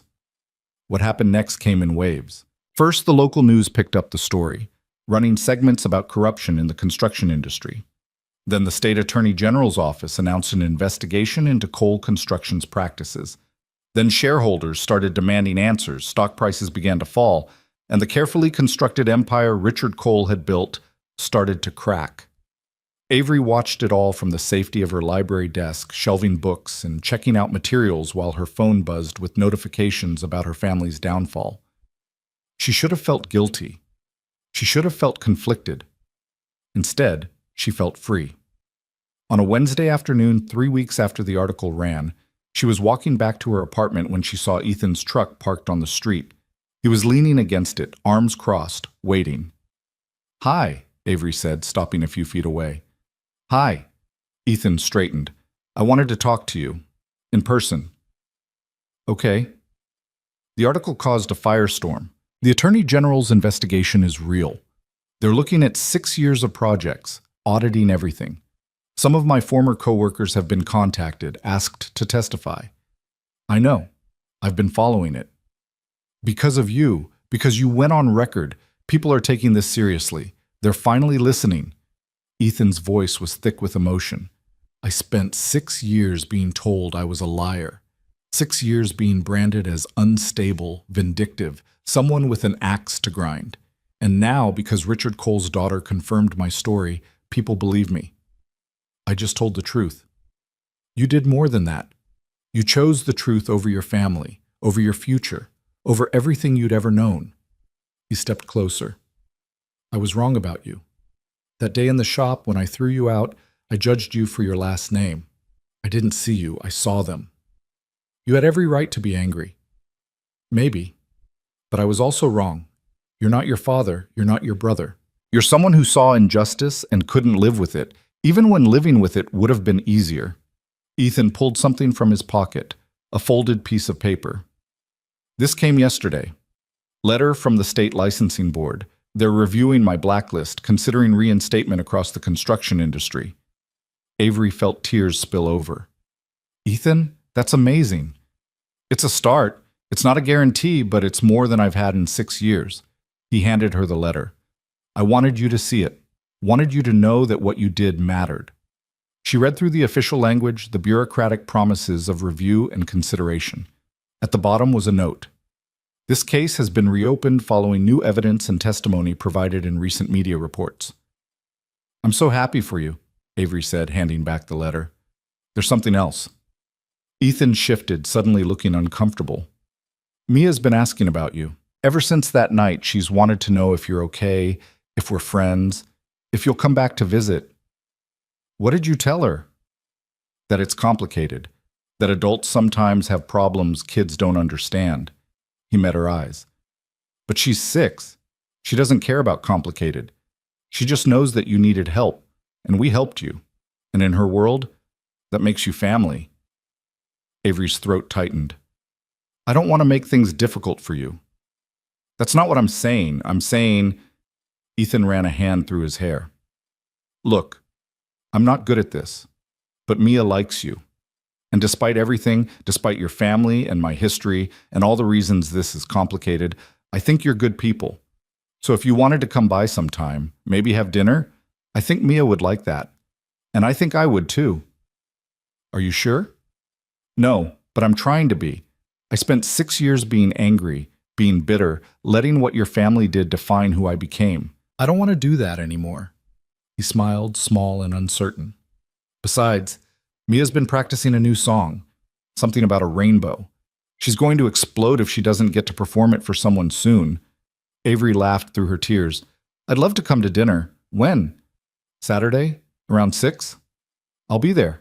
Saturday arrived with the kind of crisp autumn weather that made everything feel possible. Avery spent the morning working her library shift, then stopped at a small bakery on the way home to pick up cookies. They weren't expensive, but they were homemade and carefully wrapped, and she wanted to bring something that felt thoughtful rather than purchased out of obligation. She changed 3 times before settling on jeans and a simple sweater, nothing that screamed designer labels or family wealth. Her reflection in the bathroom mirror showed someone different from the girl who'd been attacked in that parking garage 2 months ago. Her hair was simpler now, pulled back in a ponytail. She wore less makeup. She looked tired from juggling 3 jobs and a full course load, but she also looked real in a way she never had before. The drive to Ethan's house felt familiar this time, the route already mapped in her memory. She parked on the street and sat for a moment, watching the porch light flicker on as evening approached. Through the window, she could see movement inside, and her stomach fluttered with nerves that had nothing to do with fear. Before she could second-guess herself, the front door flew open and Mia came running out, braids flying behind her. "Avery! Avery! You came!" The little girl launched herself at Avery the moment she got out of the car, wrapping her arms around Avery's waist with the unself-conscious affection of a child who hadn't learned to guard her heart yet. "Of course I came," Avery said, hugging her back. "I heard there was a new song I needed to hear." "There is! It's about a rainbow and it has hand motions and everything." Mia grabbed Avery's hand and started pulling her toward the house. "Daddy made lasagna and I helped with the salad, and we got ice cream for dessert, except I'm not supposed to tell you about the ice cream because it's a surprise." Ethan appeared in the doorway, shaking his head with a smile. "So much for surprises. Come on in, Avery, before my daughter tells you everything else we have planned." Inside, the house smelled like tomato sauce and garlic bread, warm and welcoming. The kitchen table was set for 3, with paper napkins folded carefully at each place.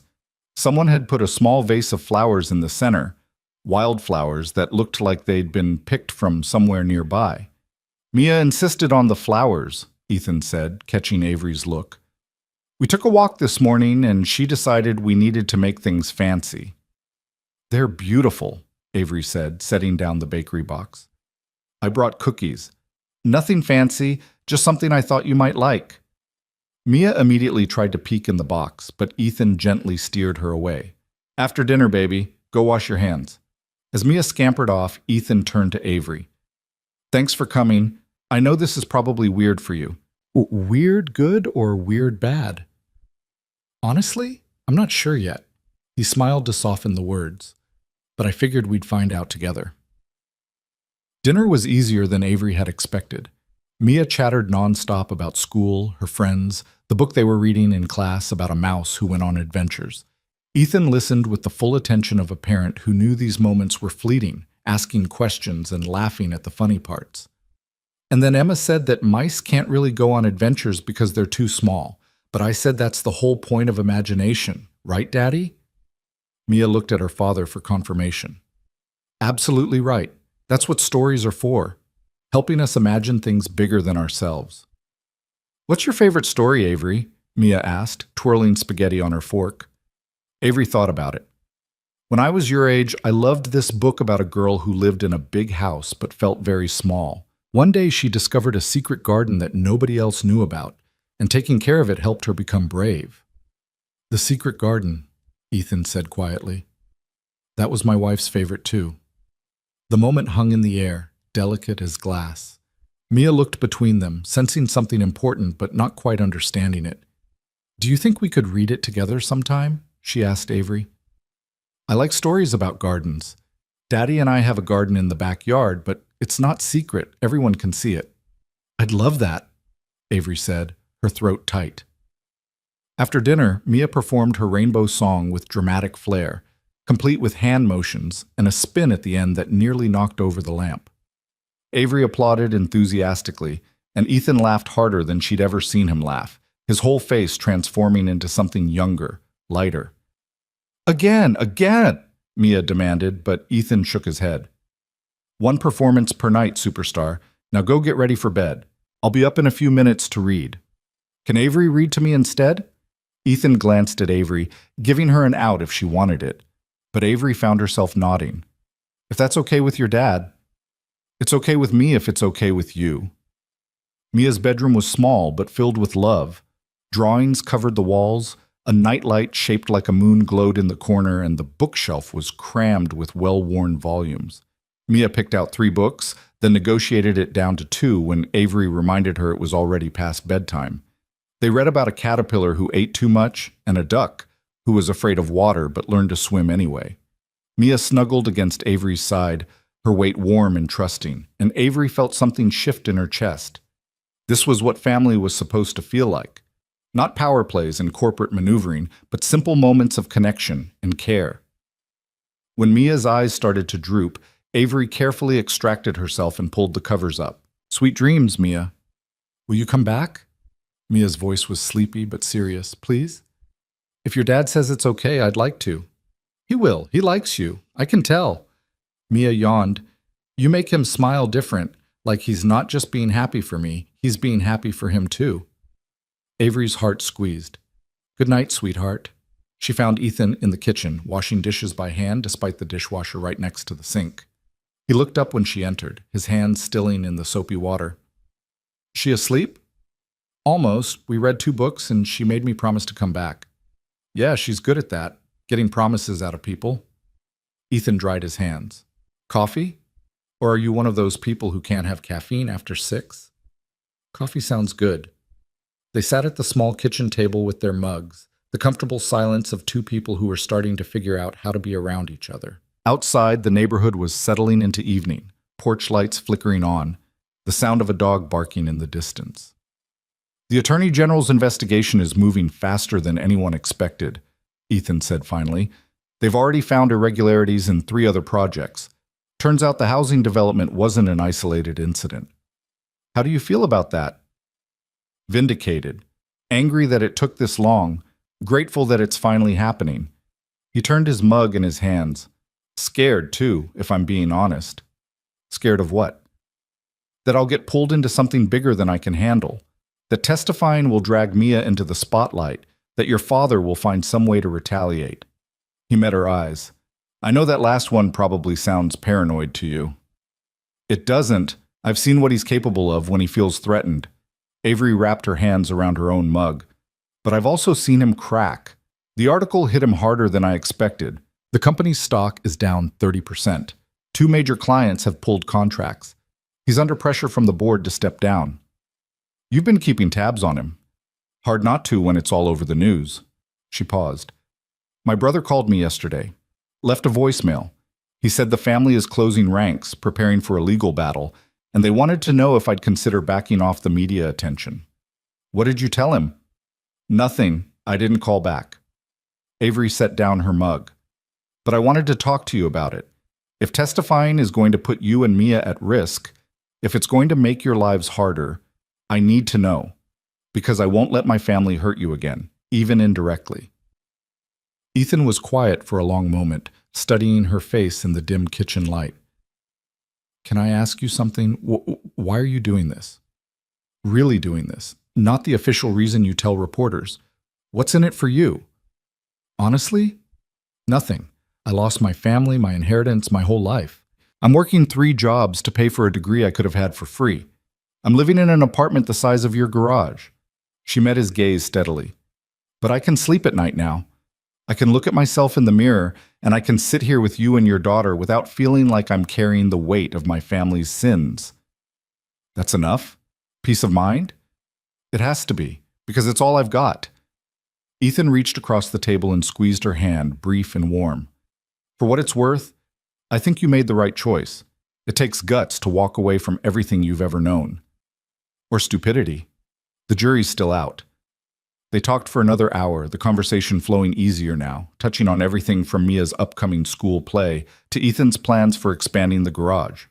Avery learned that he'd been saving money for years, planning to eventually hire another mechanic and maybe open a second location. The Attorney General's investigation had put those plans on hold, but he was hopeful that clearing his name in construction might open new opportunities.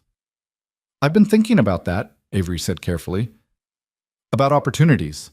The publicity from the investigation, from the article, it's not all bad. People know your name now. They know your story. That's valuable. How so? You could use it, not in a cynical way, but legitimately. Start a consulting business helping other whistleblowers navigate retaliation, or work with advocacy groups on construction safety, or even just leverage the goodwill into growing your garage. She warmed to the idea. People want to support someone who stood up for what's right. They want to be part of a story that has a good ending. Ethan considered this. I hadn't thought of it like that. I've been so focused on just surviving, I didn't think about what comes after survival. That's where I might actually be able to help. I'm studying business, remember? And I have insider knowledge of how corporate PR works, how to navigate media attention, how to turn a crisis into an opportunity. She hesitated. I'm not trying to insert myself into your life, but if you wanted help strategizing, I'd be happy to offer what I know. You're serious? Completely. You deserve to rebuild what my family took from you. If I can help with that in any way, I want to. Ethan stood and walked to the window, looking out at the dark street. When he spoke, his voice was rough with emotion. You know what the hardest part of the last 6 years has been? Not the money, though that was bad. Not the professional isolation, though that hurt. It was feeling like I'd done the right thing and gotten punished for it. Like the universe was telling me that integrity was for suckers and powerful people always win. I know that feeling. But you, he turned to face her, you walked away from power. You chose integrity when it cost you everything. And you're here now offering to help me rebuild, not because you owe me, but because it's the right thing to do. He shook his head. I spent weeks being angry at you for something you didn't do, for being born into the wrong family. That wasn't fair. You had every right to be angry. Maybe, but I'm not angry anymore. He came back to the table, sitting down across from her. I'm grateful. For the article. For you telling the truth. For you being here tonight and making my daughter laugh and treating this like it matters. It does matter. You matter. Mia matters.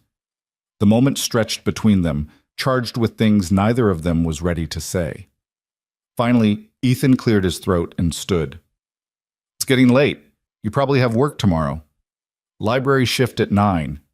Avery stood too, suddenly reluctant to leave this warm kitchen and the feeling of belonging it gave her. Thank you for dinner, for letting me be part of this. Thank you for coming. Mia's going to be talking about this all week.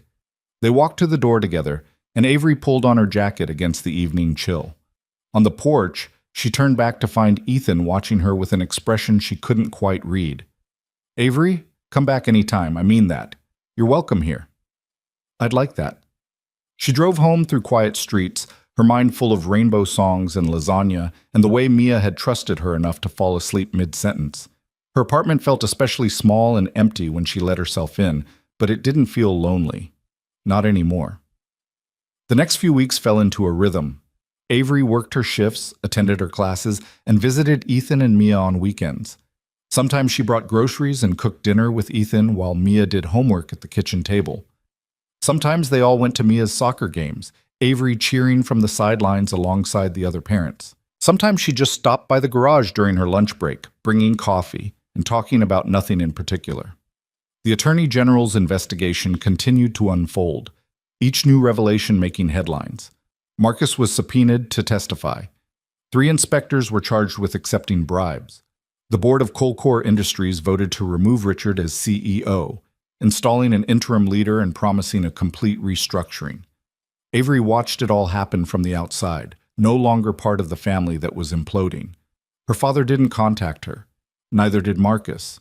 It was as if she'd ceased to exist in their world the moment she chose truth over loyalty. But in another world, a smaller and quieter one, she was building something new. She helped Mia with her reading homework. She showed Ethan how to set up a business website and social media presence for the garage. She learned how to change oil and rotate tires. Ethan patient with her mistakes and encouraging when she got it right.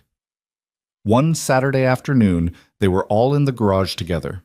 Mia was drawing with chalk on the concrete floor, while Ethan showed Avery how to diagnose brake problems. His phone rang, an unknown number, and he almost didn't answer, but something made him pick up. Ethan Brooks? This is James Chen from the State Licensing Board. I'm calling with good news. Your blacklist has been officially lifted. You're cleared to work in construction again, effective immediately. Ethan's face went blank with shock. Avery watched him sink onto a nearby stool, the phone still pressed to his ear as Chen explained the details. When he finally hung up, his hands were shaking. They did it, he whispered. They actually did it. I'm cleared. Avery felt tears spill over. Ethan, that's incredible. Mia looked up from her chalk drawings. What's incredible? Daddy got his job back, Ethan said, his voice thick. A job he lost a long time ago. They're saying he can do it again. That's good, right? Yeah, baby, that's really good. Mia went back to her drawing, accepting this news with the easy resilience of childhood. But Ethan stayed frozen on that stool, staring at nothing, processing 6 years of vindication delivered in a 3-minute phone call. Avery knelt beside him. How do you feel? I don't know. Relieved. Angry it took this long. Terrified about what comes next. He looked at her. This happened because of you, because you went on record, because you told the truth when you didn't have to. This happened because you were right. Because you never gave up. I just helped people finally listen.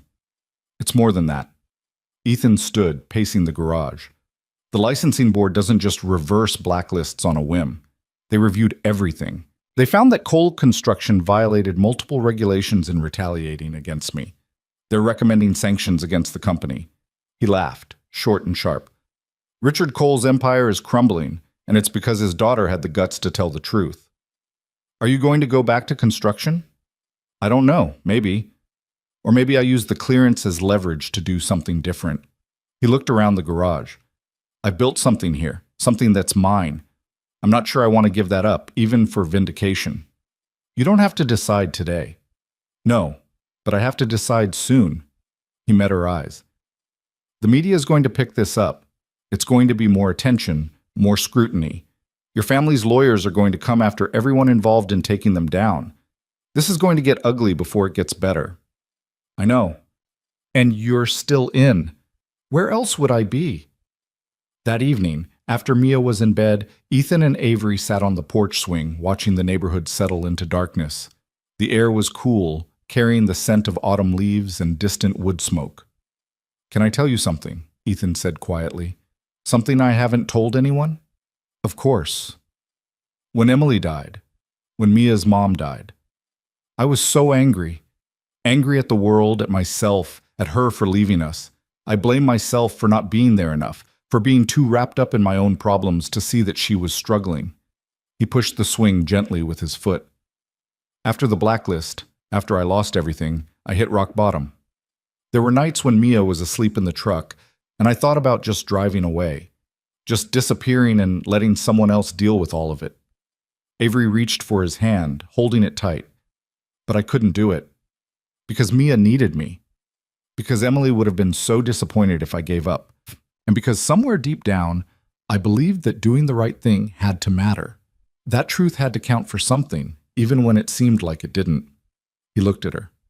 Meeting you, seeing you give up everything to stand up for what's right, it reminded me why I fought so hard, why I couldn't just let it go. You would have kept fighting with or without me. Maybe, but it's easier knowing I'm not fighting alone anymore. They sat in silence for a while, the swing creaking softly, their hands still linked. Somewhere down the street, a dog barked. A car drove by, headlights sweeping across the lawn. Normal sounds of a normal neighborhood, far removed from corporate boardrooms and family empires. My lease is up next month, Avery said suddenly. The landlord's raising rent, and I can't really afford it on what I'm making. You looking for a new place? Yeah, somewhere cheaper, maybe farther from campus. She hesitated. Jessica suggested I look for a roommate. Split costs, make things easier. That's probably smart. The thing is, I don't really know anyone well enough to live with them. My old roommates are great, but they're still in that expensive building. Everyone else I know is equally broke or already has living situations. She took a breath. And then I thought about the fact that you have that guest room, the one I stayed in that first night. Ethan went very still. Avery, I know it's crazy. I know we're just starting to figure out how to be friends. I know there's a lot of complicated history. The words tumbled out faster. But I could help with Mia, babysitting, homework, whatever you need. I could cover part of the utilities and groceries. It would be temporary just until I figure out something more permanent. You want to live here. I want to not be completely alone in a studio apartment wondering if I can afford to eat and pay rent in the same month. Avery's voice cracked. But if it's too weird, if it's too much, I understand. Forget I said anything. Ethan was quiet for so long that Avery wanted to take it all back, to pretend she'd never suggested something so presumptuous. Then he squeezed her hand. Let me think about it, he said. Not because I don't want to help you, but because if we're going to do this, we need to do it right. Clear boundaries, clear expectations, a real arrangement that works for everyone. Of course, absolutely. And I need to talk to Mia. She's 6, but she deserves to have a say in who lives in her house. I wouldn't want it any other way. They talked for another hour, working through the practicalities. Rent amount, house rules, schedules. By the time Avery left, they had the bones of an agreement. Nothing final, nothing decided, but the possibility hanging between them like a promise. On Monday, Ethan called during Avery's lunch break. Mia wants to know if you'll help her build a blanket fort in the guest room. She says if you're going to live there, you should help decorate. Avery laughed through sudden tears. Is that her way of saying yes? That's her way of saying she's been hoping you'd ask for weeks. He paused. And for the record, it's my way of saying yes too. If you're serious about this. I'm serious. Then welcome home, Avery. We'll figure out the details as we go. She hung up and sat in the library break room, staring at her phone, processing the fact that she was about to move in with the man her family had tried to destroy, and his daughter who'd somehow decided Avery was worth keeping. It was insane. It was impulsive. It was probably a terrible idea. It was also the first decision she'd made in months that felt completely, absolutely right. Moving day came with unseasonably warm weather and help from unexpected places. Jessica and Claire showed up with Claire's boyfriend's truck, refusing to let Avery do the heavy lifting alone. They loaded her modest collection of belongings in less than an hour, the three of them laughing at how everything she owned now fit in the back of a pickup. Remember when you had a walk-in closet bigger than this entire truck? Jessica said, hefting a box of books. Remember when I thought designer shoes mattered? Avery shot back. Claire wiped sweat from her forehead. You know what? You seem happier now than you ever did in that fancy apartment. Lighter, somehow. Avery thought about that as they drove across town, following the GPS to Ethan's neighborhood. Lighter was exactly the right word. She'd shed the weight of her family's expectations, their corruption, their carefully constructed image. What remained was just her, raw and uncertain, but finally real. Ethan and Mia were waiting on the porch when they pulled up. Mia immediately ran to help, her small hands trying to carry boxes twice her size, until Ethan gently redirected her to lighter items. Jessica and Claire exchanged knowing looks that Avery pretended not to notice, helping cart everything inside while Mia narrated where each box should go. Books go in the living room because Daddy says readers need their books close. Clothes go in your room, but you can use some of my hangers if you need them. Kitchen stuff goes in the kitchen, obviously. Mia's enthusiasm was infectious, and soon everyone was laughing as they navigated the small house. When the truck was finally empty, Ethan insisted on ordering pizza for everyone. They ate on the porch, Jessica and Claire peppering Ethan with questions about the garage, while Mia demonstrated her soccer skills on the lawn. It felt like family in the best possible way, chosen rather than obligated. After her friends left with promises to visit soon, Avery stood in the guest room that was now her room, surrounded by boxes, and the reality of what she'd just done. A knock on the doorframe made her turn to find Ethan leaning there, holding 2 bottles of beer. "Thought you might need this," he said, offering her one. "You're a mind reader." She took it gratefully, sinking onto the bed. "Is Mia okay with all the chaos?" "She's thrilled. I had to stop her from unpacking all your boxes for you." Ethan sat in the desk chair, leaving respectful distance between them. "But seriously, are you okay? This is a big change." "I'm good. Great, actually. Terrified, but in a good way." "Terrified of what?" "Screwing this up. Overstepping boundaries. Making things weird between us." Avery picked at the label on her beer bottle. "You and Mia have a life, a routine. I don't want to be an intrusion." "You're not an intrusion.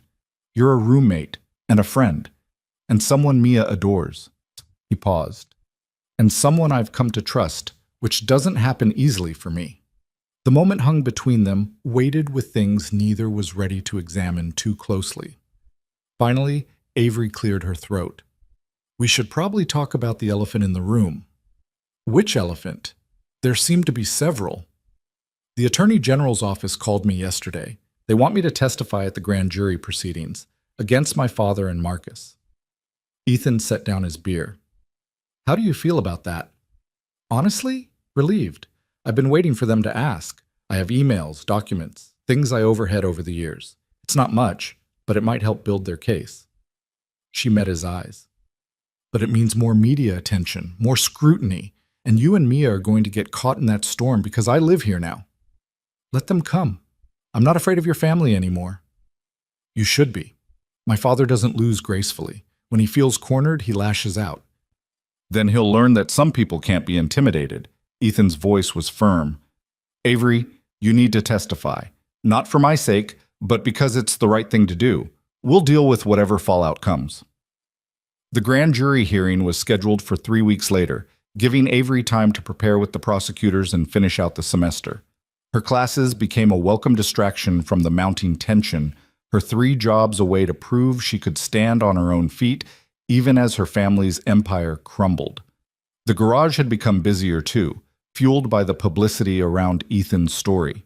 People wanted to support the whistleblower who'd stood up to corporate corruption. Business was good enough that Ethan hired a part-time mechanic, a young guy fresh out of technical school who reminded Avery of Ethan 6 years ago, full of idealism and determination. Evenings fell into a comfortable pattern. Avery would help Mia with homework while Ethan cooked dinner.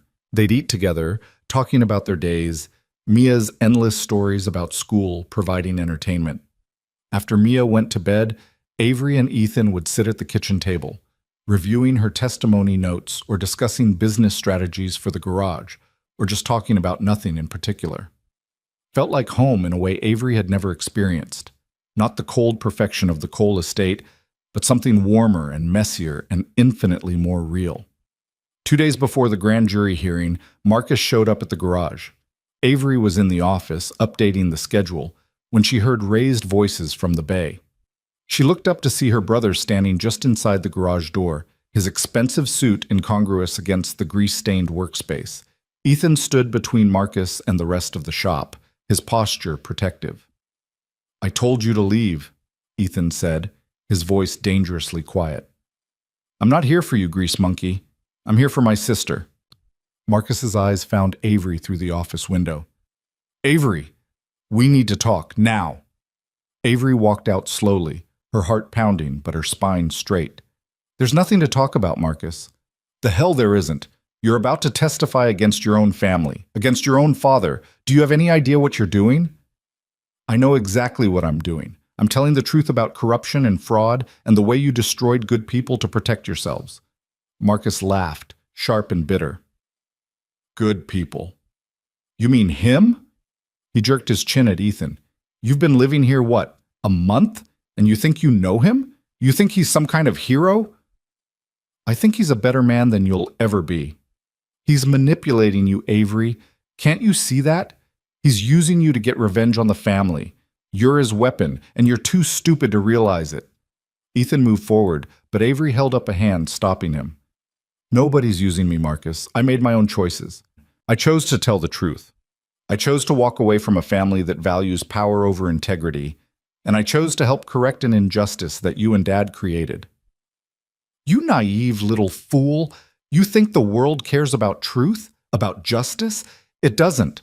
Power is the only thing that matters. Money, influence, control. And you threw all of that away for what?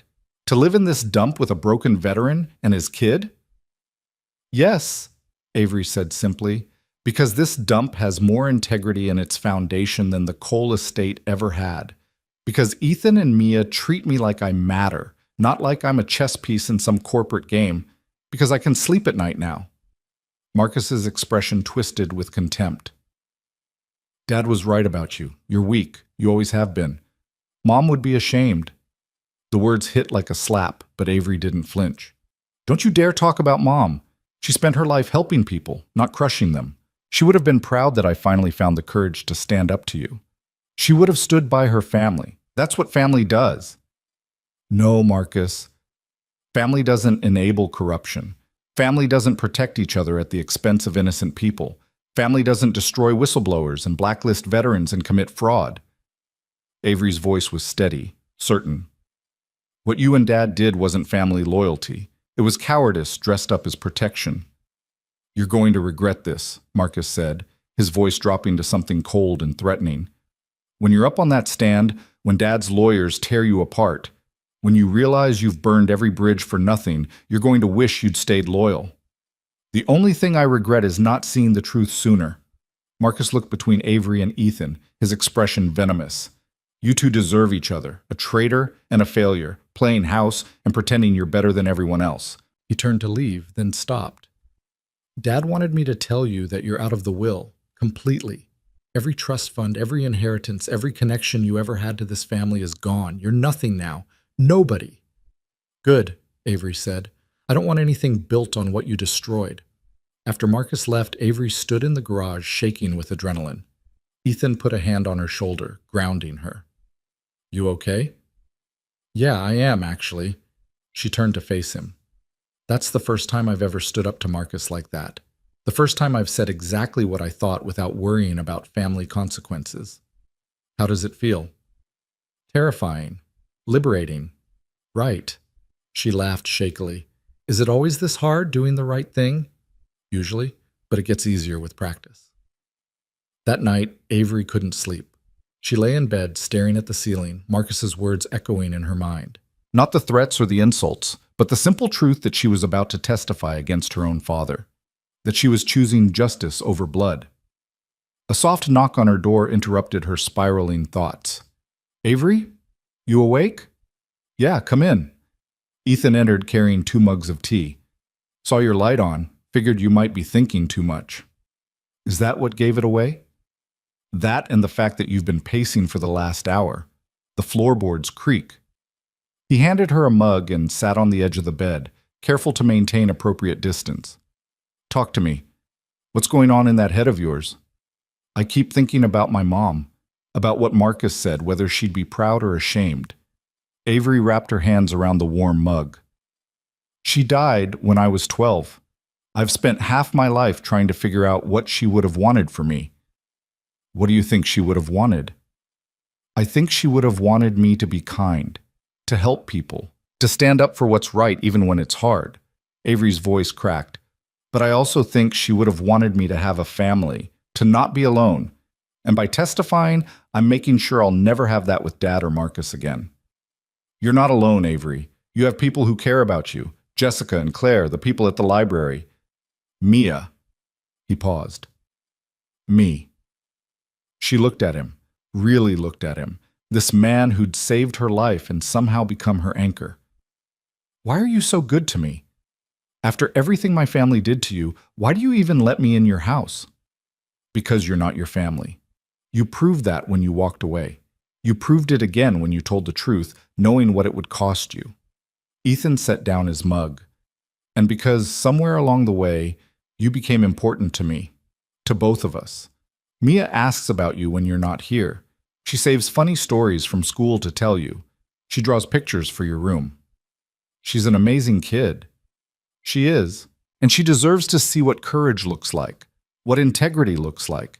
You're teaching her that by example. He met her eyes.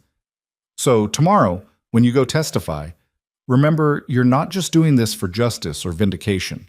You're doing it because a little girl is watching, learning that the right thing is worth fighting for. Avery felt tears slip down her cheeks. What if I mess up? What if I can't do it? Then I'll be right there in the gallery, and we'll figure it out together. Ethan reached out, wiping away a tear with his thumb. You're stronger than you think, Avery Cole. You've already survived the hardest part. Tomorrow is just telling the story. The grand jury hearing took place in a federal building downtown, all marble and security and the weight of justice. Avery wore a simple navy dress, her hair pulled back, no jewelry except the small necklace that had been her mother's. She looked professional, credible, and absolutely terrified. Ethan waited in the gallery, as promised.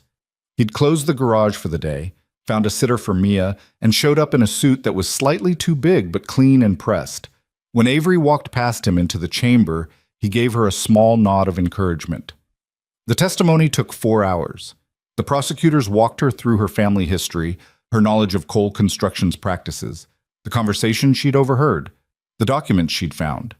She explained her father's admission about fixing the problems too late, Marcus's casual dismissal of safety concerns, the culture of cutting corners and bribing officials. The defense attorney cross-examined her ruthlessly, questioning her motives, her relationship with Ethan, her credibility as an estranged daughter. But Avery held steady, answering each question with facts and refusing to be drawn into speculation or emotion. When they asked her why she'd come forward, she gave the answer she'd been preparing for weeks. Because people could have died. Because Ethan Brooks lost everything for telling the truth, and that was wrong. Because my mother died because someone else cut corners and bribed inspectors, and I couldn't live with myself if I let my family do the same thing to other people. She looked directly at the grand jury. I'm testifying because it's the right thing to do, even if it costs me everything, especially if it costs me everything. The grand jury indicted both Richard and Marcus Cole on multiple counts of fraud, bribery, and obstruction of justice. The news broke that evening, sending shockwaves through the business community. Colcore Industries' stock plummeted. The board voted to liquidate assets and dissolve the company entirely. Avery watched the news coverage from Ethan's living room, Mia asleep against her shoulder, Ethan's arm around them both. The empire her grandfather had built, that her father had expanded, that her brother had corrupted, was gone, destroyed not by external enemies but by its own rot finally exposed to light. How do you feel? Ethan asked quietly. Free, Avery said, and meant it. The trial took months to wind through the legal system. Avery testified again at the formal proceedings, her testimony even stronger with practice. Other witnesses came forward, emboldened by her example. Inspectors flipped and testified about the bribes. Former employees detailed the culture of corruption. Richard Cole was sentenced to 8 years in federal prison. Marcus got 6. The judge cited Avery's testimony as particularly damning, noting that a daughter willing to testify against her own father lent credibility that couldn't be dismissed. Throughout it all, life at the small house on Maple Street continued. Avery finished her degree, graduating with honors and 3 job offers from companies that valued her integrity more than her family name. She accepted a position with a nonprofit focused on construction safety and whistleblower protection, work that felt meaningful in ways her planned corporate career never had. The garage expanded, Ethan's reputation for honest work and fair prices bringing in steady business. He was offered lucrative consulting contracts, advising companies on ethical construction practices. Some he accepted, others he declined, always keeping the garage as his primary focus. Mia thrived, secure in a home filled with laughter and support and the knowledge that the adults in her life valued truth. She'd started calling Avery her bonus grown-up, a title that meant more than any corporate position ever could. One evening in late spring, almost a year after that night in the parking garage, Avery was helping Mia plant tomatoes in the backyard garden when Ethan came home early from the shop. He had an envelope in his hand and an expression she couldn't quite read. "What's wrong?" Avery asked, standing up and brushing dirt from her knees. "Nothing's wrong. The opposite, actually." Ethan handed her the envelope. This came today. Official notification from the state. Avery opened it, reading quickly. It was a formal apology from the Construction Licensing Board, along with a monetary settlement for the damages caused by his wrongful blacklisting. The amount made her eyes widen. Ethan, this is enough to buy this house outright, enough to expand the business legitimately, enough to put money away for Mia's college. His voice was thick with emotion. 6 years I waited for them to admit they were wrong. 6 years of struggling and fighting and barely surviving. And now it's over. I won. Avery threw her arms around him, feeling him shake with the release of years of pent-up stress and pain. Mia ran over, wrapping herself around both of them, sensing something important even if she didn't understand all the details.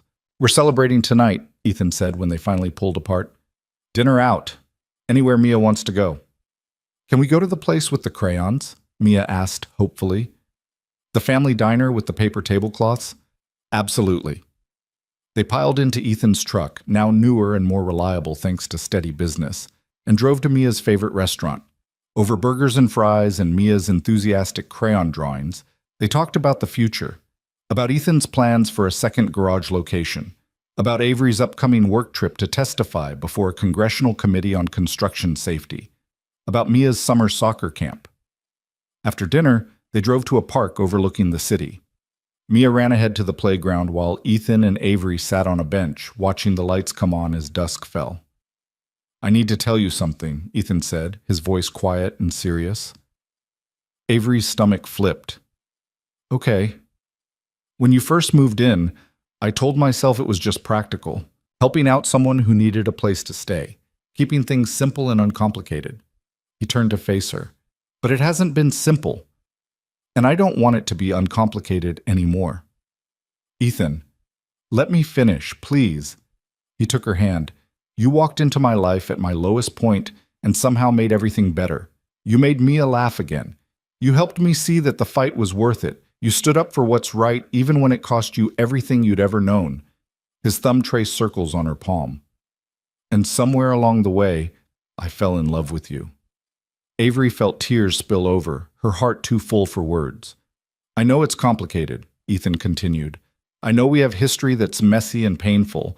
I know there are 1,000 reasons why this might be a bad idea, but I also know that I don't want to wake up one more day pretending you're just my roommate, pretending I don't think about you constantly, pretending I don't want a future that has you in it, permanently. I love you too, Avery whispered. I have for months. I was just afraid to say it. Afraid I'd ruin what we have. You couldn't ruin this if you tried.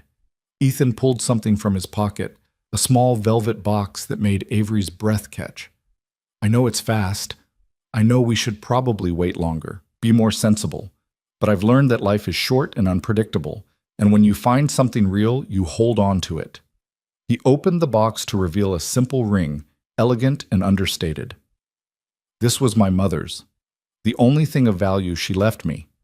I want you to have it. I want you to be part of this family, officially. I want Mia to call you Mom if she wants to. I want to build a life with you that's based on truth and integrity and all the things we've fought for. Yes, Avery said through her tears. Yes to all of it. He slipped the ring on her finger, and it fit perfectly, like it had been waiting all along. Then he kissed her, gentle and sure, the promise of everything they'd built and everything they'd become. Mia came running over, out of breath from the playground. Why are you crying? Are you sad? Happy tears, baby, Ethan said, pulling her into his lap. Avery and I have something to tell you. Are you getting married? Mia's eyes went wide with excitement. How did you know? Avery laughed. Because Daddy looks at you the way the prince looks at the princess in my stories, and you look at him the same way. Mia threw her arms around both of them. Does this mean you'll stay forever? Forever, Avery promised. If you'll have me. Of course I'll have you. You're already my family. This just makes it official. They sat there on the bench as darkness fell completely, the city lights spreading out below them like stars brought to earth. A year ago, Avery had been a different person in a different life, defined by a family name and corporate power she'd never questioned. Now she was simply herself, whole and imperfect, and finally free. The wedding was small, held in the backyard garden where they'd planted those first tomatoes together. Jessica and Claire stood up as Avery's bridesmaids. Lou's widow came, crying happy tears and telling anyone who would listen that Lou had known Ethan would find his way. Mia was the flower girl, taking her job with utmost seriousness. A few of Ethan's old construction buddies showed up, the ones who'd stuck by him even during the blacklist years. Avery's old professor came, the one who'd helped her navigate the financial aid process. Detective Morrison sent a card with a note that the 3 attackers from the parking garage had all pled guilty and were serving time. Richard and Marcus Cole did not attend. They were both in federal prison, their empire reduced to cautionary tales in business school classrooms. Avery had visited her father once, 3 months after his sentencing. She'd told him she forgave him, not for his sake, but for hers. He'd refused to speak to her, turning away from the prison phone without a word. She'd left knowing she'd done all she could.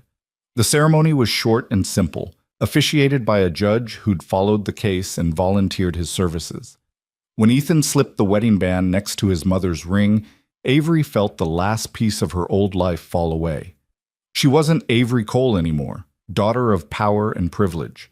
She was Avery Brooks, wife and bonus mother and fighter for what's right. At the reception, Mia gave a speech that had everyone laughing and crying simultaneously. I used to think families were just people who were born together, but then Avery came, and I learned that families are people who choose each other, who help each other, who love each other even when it's hard. Daddy chose to help Avery when she needed it. Avery chose to be brave and tell the truth. And I choose both of them every single day. As the sun set and fairy lights came on in the garden, Ethan pulled Avery onto the makeshift dance floor. They swayed together, Mia dancing around them with uncontainable joy, and Avery thought about the journey that had brought them here. The parking garage attack, the revelation about her family's corruption, the choice to walk away from everything she'd known, the slow building of trust and love and family. Any regrets? Ethan asked, his lips close to her ear. Not a single one. Even giving up the mansion and the trust fund and the corporate career? Especially giving those up. They were never really mine anyway. They were built on other people's suffering. This, she gestured at the yard, the guests, the life they'd created. This is real. This is earned. This is mine. Ours, Ethan corrected gently. Ours, Avery agreed. Later that night, after the guests had gone home and Mia was asleep dreaming of flower petals and cake, Ethan and Avery sat on the porch swing, exactly where they'd been that night when she'd asked to move in. The neighborhood was quiet, peaceful, the kind of place where people looked out for each other. I have something for you, Ethan said, pulling a small envelope from his pocket. I was going to give it to you earlier, but the moment didn't feel right. Inside was a single key on a simple keychain. What's this? Key to a storage unit. I rented it last month, been filling it with things. He smiled at her confusion. Your mother's photos that your father threw out.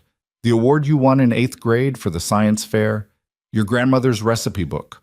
All the things from your old life that actually mattered, that had nothing to do with money or power. I tracked them down, saved what I could. Avery stared at the key, her vision blurring with tears. How did you... Called in some favors, did some digging. Your housekeeper from the estate helped. She'd saved some things in the basement, couldn't stand to see your history completely erased. Ethan took her hand. You gave up everything to do the right thing. I wanted you to know that everything worth keeping was never really lost. She kissed him then, pouring everything she felt into that moment. Gratitude and love and wonder that this man existed, that he'd seen her at her most vulnerable and chosen to build her up rather than tear her down. Thank you, she whispered, for all of it. For saving me that night. For giving me a home. For showing me what family really means. Thank you for being brave enough to tell the truth. For standing up when it would have been easier to stay silent. For choosing integrity over comfort. He pulled her close. For choosing us. They sat there as the night deepened, the swing creaking softly, the porch light casting a warm glow over their small corner of the world. Somewhere inside, Mia slept peacefully, secure in the knowledge that the people who loved her would always choose what's right. Somewhere across town, the garage stood ready for another day of honest work. Somewhere in the future, more challenges waited, more choices to be made, But right here, right now, they had everything that mattered: truth, integrity, family, love. Not the kind built on power and control, but the kind earned through courage and sacrifice and the daily choice to stand by each other no matter what. Avery Brooks, formerly Cole, looked at the ring on her finger and felt peace settle into her bones. She'd lost an empire and gained a home. She'd walked away from wealth and found something infinitely more valuable. She'd been saved by a mechanic in a parking garage and ended up saving herself. And in the end, that was the only story that mattered. Not the one about corporate corruption and family betrayal, though that would be told in courtrooms and classrooms for years to come, but the smaller, quieter story of a woman who chose courage over comfort, truth over family loyalty, and love over everything else. The story of how losing everything helped her finally find what she'd been searching for all along.